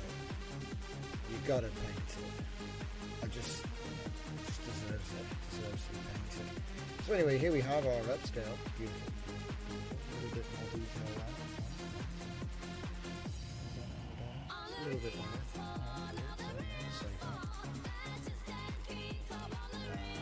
You guessed it.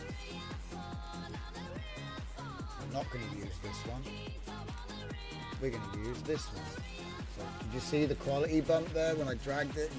Sometimes you can see it through the compression on YouTube, but we just tripled the size of this image on the way in. Okay, so now what we're going to do is we're going to say not SD but 4K. This is going to take a while. I'll have to share the results of this one on the Discord because it's going to be running for a while. I predict half an hour because it'll be 25. It's 25 images at maybe 3 minutes each. So in fact, it might take an hour to run this. So like I said, the best image you could possibly get goes here. The best, biggest image you can get, because the better the detail you have on the way in, you know what I mean? It's gonna be shown in this on the way out. And then the last thing about this system, okay, it's designed to work dynamically from the aspect ratio you give it.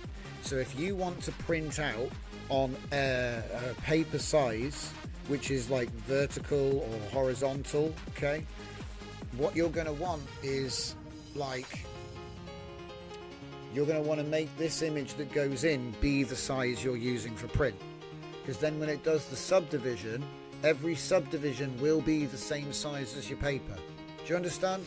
So I'm just going to go through that again because it's kind of like a trick. Okay, if the input image size is matching your paper print size, yeah, the subtiles will also be a full page. And that is like a lot of the problems when you come to putting them back together again. So it's just like, this is one of the reasons I like this system. So it should scale in Photoshop or whatever you use automatically and fit. So you want to make sure that's, you know, whatever size you're putting in here, it matches the paper size. Yeah? Okay.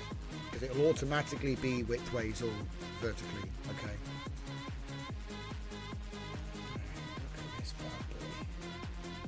I feel like we should have outpainted to make it maybe not wide. This is going to be a stupendous. How big is this going to be? It's going to be 4K times 5. You know it won't. It'll be 20. Where's my calculator? Calculator. It's going to be 2880 times 5. 14,400. Oh, look, there's that. It's like the numbers are coming around again. Yeah, so 1440 times 10. Yeah. 10. 1440 times 10. So we're going to go 10x image generators. Let's go. Save that. I need to actually save it as what it is. It's not. It's now 5 by 5. 60.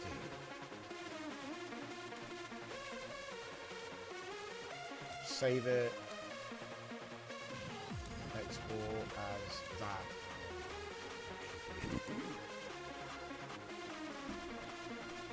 Yeah. So we're going to do that. Whoa. It's trying. See what I mean? Look, having this on the screen, usually what I'll do is just, you know, like.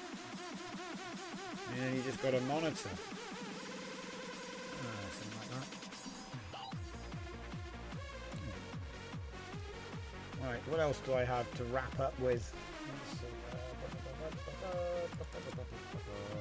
Oh yeah, inside line stuff. So we released this. So this here, the 3x3 is up. So I'll put the 4x4 and the 5x5 up.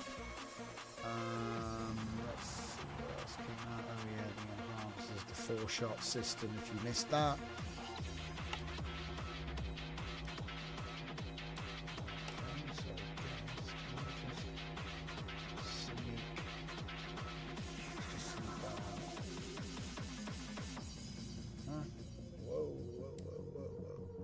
Right, time to give out the workflows, eh? Don't forget the E&H system, guys. Super cool. Instruct for video, any model. Oh, you've got some comments. Let's read those out real quick. So Zanelli says, when you said about that... Oh, the buses. Yeah, 100%. See, it's funny, I used to design car wraps for video games in the Drift servers. That was fun. I did our team server wrap. Yeah, it was good times. But yeah, mostly it's with exception of like stickers and logos and stuff, it's usually all vector art.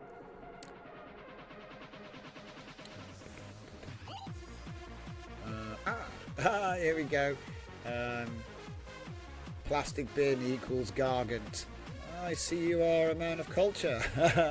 Rui TV says, you know how you can set up DPI for images in Photoshop and GIMP, e.g. 1024, 1024 and 256 DPI. Does that affect things for training and upscaling? Yes, but you wouldn't see it on screen. So this is an important thing. And I'm happy to cover it in a, maybe we could do a bit more in detail because we're almost out of time today. But the most important thing to think is, on a screen, you have pixels, okay? And so on a screen, 1024 is 1024, okay? But when you're printing, it's dots per inch. There are no pixels, and so you have to set what the dots per inch quality is. So usually you'd pick 300 or whatever, like you say, 256 is one. I would say probably more like 240 you might get away with. Because the thing is, unless you're doing extremely high detail photography printing, you probably don't even need 300 DPI. Certainly when you're talking about like posters and, the bus, that sort of stuff. A lot of things get printed at very, very low DPI. And I think that the default setting in Photoshop, I think, is 75. I'm not sure. You'd have to correct me on that one. But so for print, generally the standard is 300. A lot of printers now, they say 260 because there's advances in printers, So they say 260 to save on file size. A lot of printers are happy with that. And then you might choose a lower DPI because it's going to be so big that people are going to be looking at it from farther away, and so then you have less dots per inch. That makes the illusion, and then our eye sees the picture as it should be seen. So I think typically it's like 0 to 2 meters is usually what you're looking at for viewing distance, but if someone's going to be 20 or 200 meters away, obviously that's going to be much bigger and they're not going to see the detail, so obviously they use a very low dots per inch. So to directly answer what you said there, it doesn't affect training because the computer's looking at pixels, not dots per inch, because obviously we have to scan our images in and train them digitally. Regarding upscaling, normally you would use a high DPI for A4, photographic, this it's like you want quality, but it's about reading distance, really. Do you know what I mean? Another way of looking at it is like font. DPI is a bit more like font size, because font size, if you make it really small, you have to be right up close to read it. If you make the font size really big, then you can be on the other side of the room or the street and still read it. You see what I mean? That's I think that's probably more of a better way to say what's going on there. Yeah. Let's see.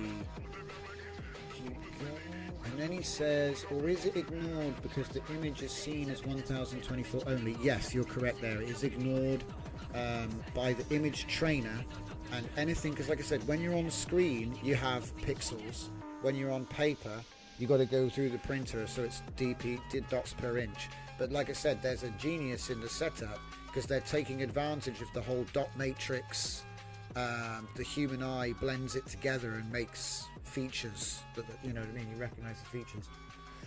Yeah. Okay. Dragon says, oh wait, Zanelli says the Stomper model does kind of look like a plastic bin. Yeah, I think that's probably why it was allowed. You just draw an orc face on the front and say wah. Dragon says, is it true? I think you meant it is. Is it true? It's not a question. I'm sure you don't mean to question.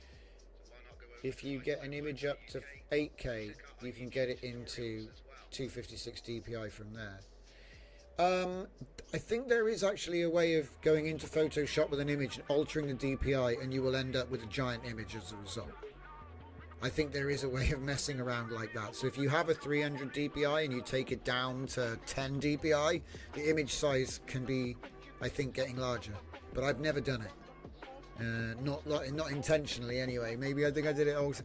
So I think I've been in there and like reduced the DPI and it's made it bigger and I've had to resize it. I think I can remember doing that, but generally speaking, the way to do it is you open the document and you say what DPI size you want and then you paste your image in. That's typically how I do it. I mean, shoot me if I'm doing it wrong. Yeah.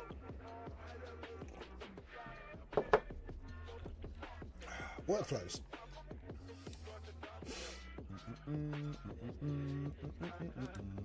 Just want to make sure that the ones that we've been looking at on the stream, you know, because I think the other day I forgot to upload the workflows. I was like, oh crap. Oh boy. 4 days ago, 3 days ago. So pose mask and the boosted up scaler. I wonder why. Oh, one of them's an image. And that's it. So yeah, we gotta add some more in here, guys. What am I doing?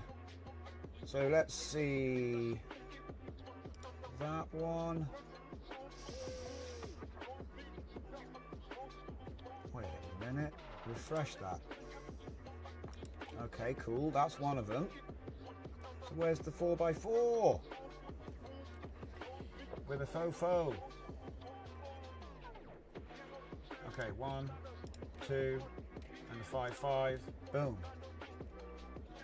Alright. Oh, there's also an i2i Hyperscale V30. Wait, did I already put that one up?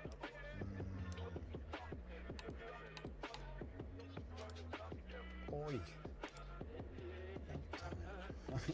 Sending me round in circles. I hate you can't just go back sometimes. Come on. Here we go, boys.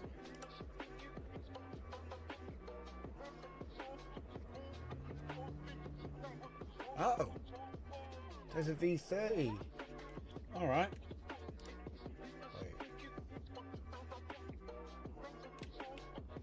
Huh. No. Getting confused. Alright. I think that's correct. So there's 3 new hyperscale workflows. Good. Alright.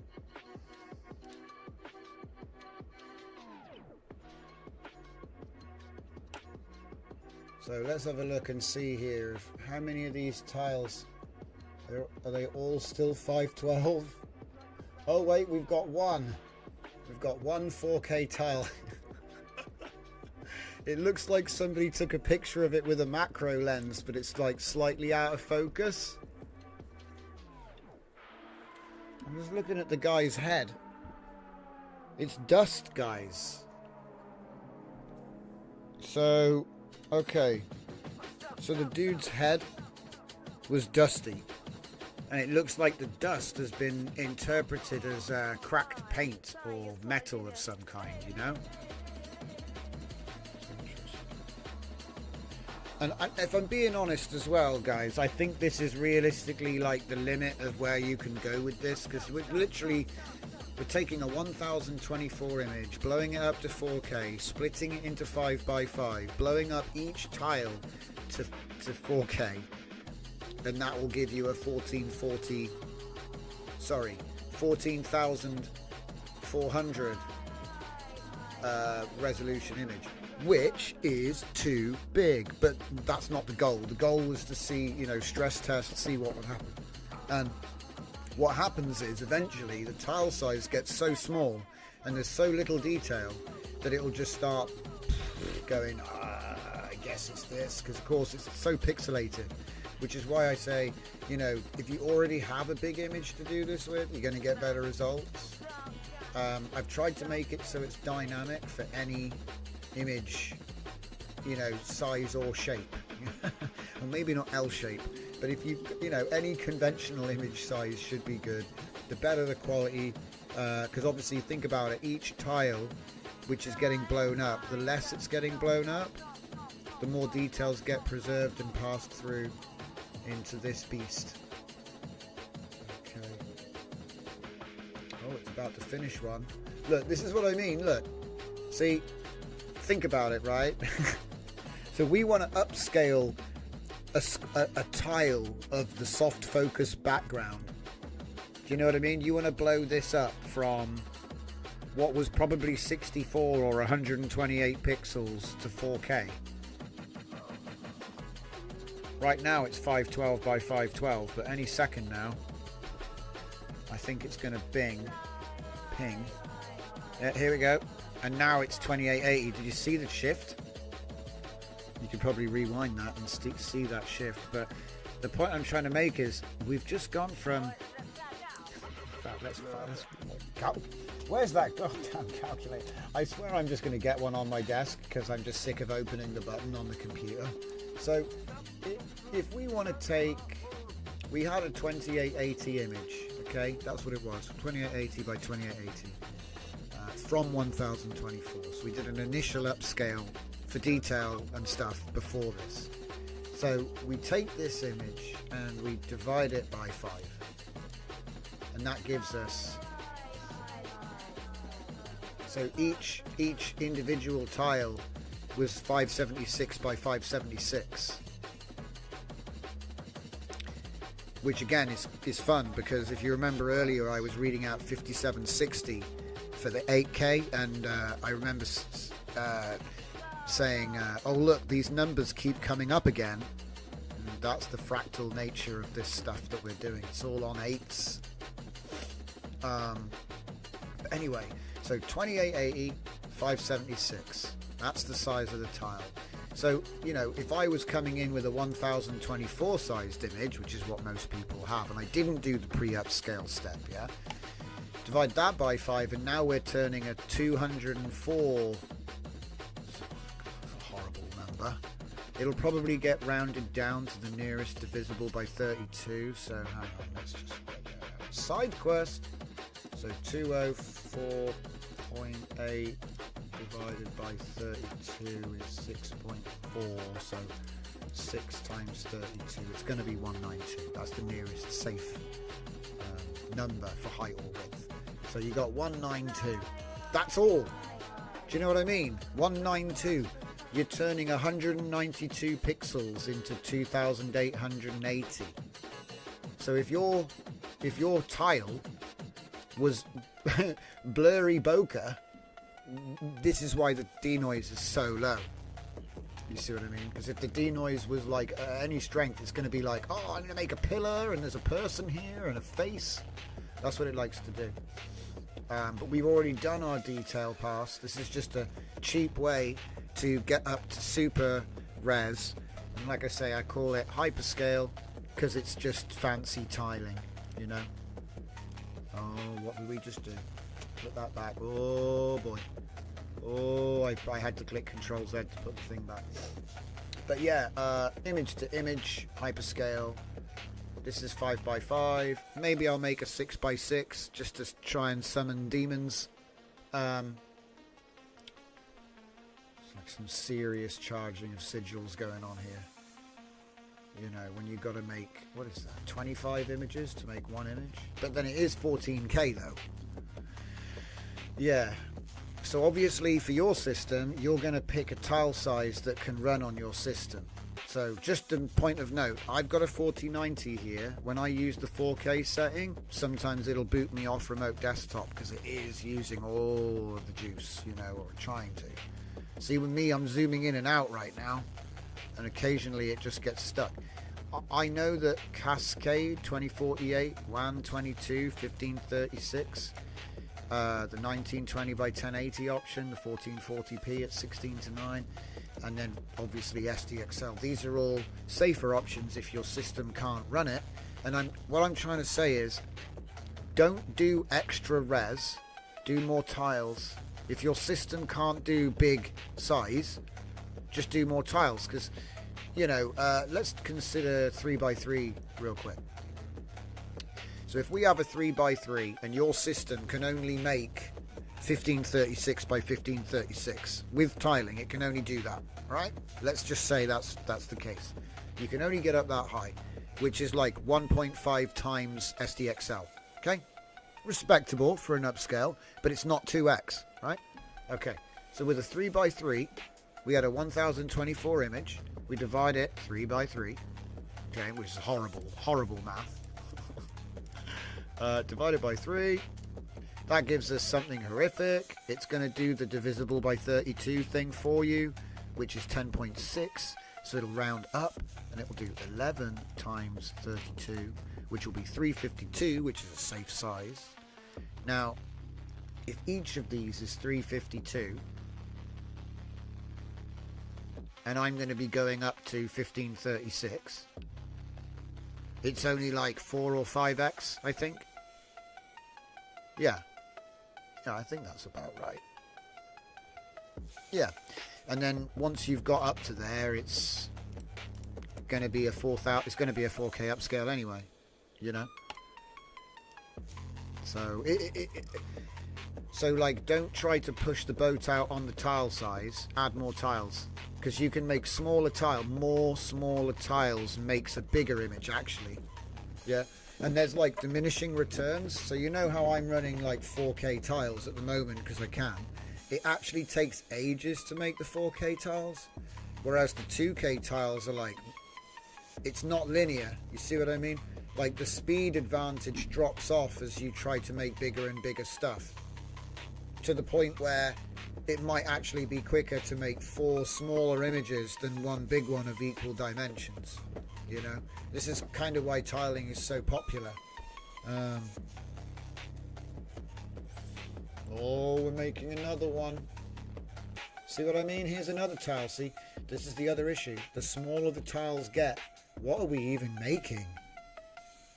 I kind of feel bad sometimes for the AI trying to do what I tell it. Like, make this blurry blue thing. Like, what would you even caption that?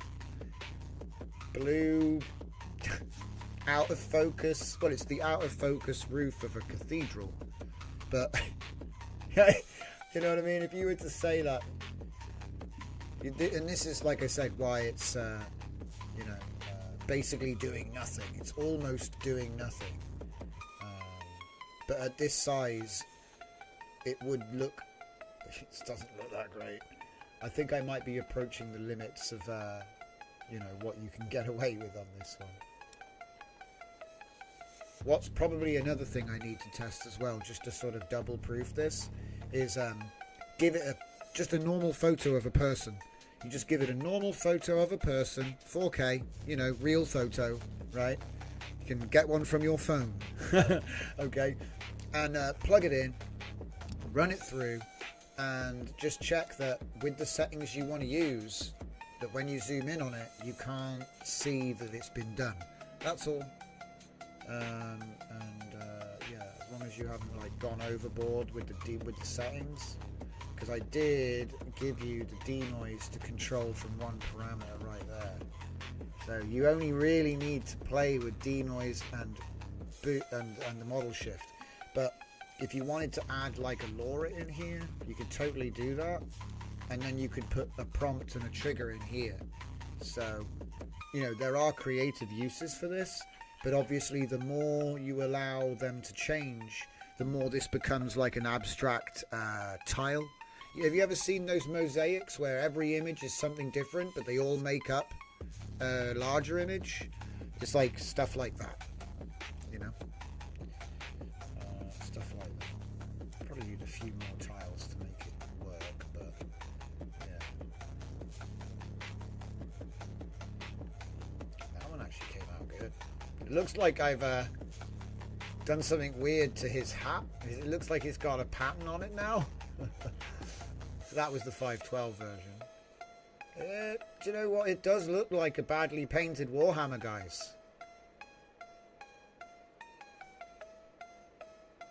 It's got some suspect details, but you could put it all down to, yeah, but I just suck at painting though. And it's dirty.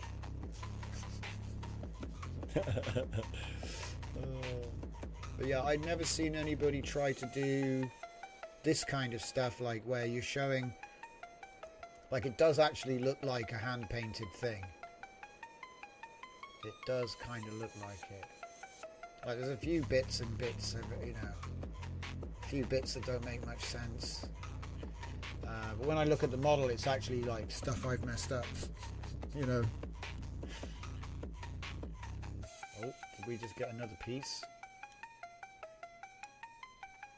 As you can see, this is going to take a while. 2880, 2880, 55, yeah. Comfy's all over the place. It's more fun when I've used a different image. So it's kind of a little bit boring that it's just the same one. You can't really... Yeah, look, see that? That's 2880. And it's starting to just be nothing. You see what I mean? It's starting to just be nothing. But when you zoom out, because this is one of the reasons why I like having the preview up here. Look, if you're looking at it, I mean, I appreciate this is all different pieces, okay? But if you're standing back from the screen, it looks fine. And if you're going to be printing it out, like, dude, think about if this was the side of a building, how far away am I from that building? Like 40 meters, 50 meters? And that's why I called it hyperscale, because you know when you're printing for large installations, let's say, it's like a different kettle of fish. But yeah, I thought this would be a great application for WAN. It is, and yeah, it is. So 3 meters per floor. Yeah, exactly, Fernie. 3 meters per floor, exactly, yeah. Because that's the thing, like, there's no limit. Like, once you've got this set up, well, how big do you want this bit? However big you print that out determines how big the assembly of it will be. Oh, that one just flickered. I actually think it might be getting... No, it's not getting worse. A little worried about this matching. Because the reason you know you've gone too far is that it doesn't match anymore, because obviously it couldn't keep them the same. But I believe it will be working, so just got to wait for the end. I will obviously post, well, I'll try, because if I'm being honest, this image might be too big for Discord. It might be over 100 meg. Do they still let you post 100 megabyte PNGs on Discord? Maybe I'll have to save it as a JPEG or something and compress it. I don't know. The irony. See, that's another thing as well no one talks about. You can have images that are just so big, no one even uses them. Do you know what I mean? Because they can't open them. You can't see the preview. A lot of programs don't want to open them. A lot of websites will screw up if you try to, you know, there's like a 5 megabyte limit, you know. WebP is smaller than JPEG and less artifacts. Yeah, maybe we convert to WebP then. But whatever the case, I will share the file somehow in the Discord so you can see the result. But yeah, there it is. WAN scale updated. And if you've been here for a long time, you'll remember Hyperscale from PhotoFlux. So we've already covered it recently as well. Like within the last year, we did this one. But that's everything I got for you tonight. So enjoy your Saturday night, if it's still Saturday night. And I will see you guys tomorrow. We will be starting a little bit early tomorrow. Watch out in the ping section. So thank you all for watching. And I'll see you all next time.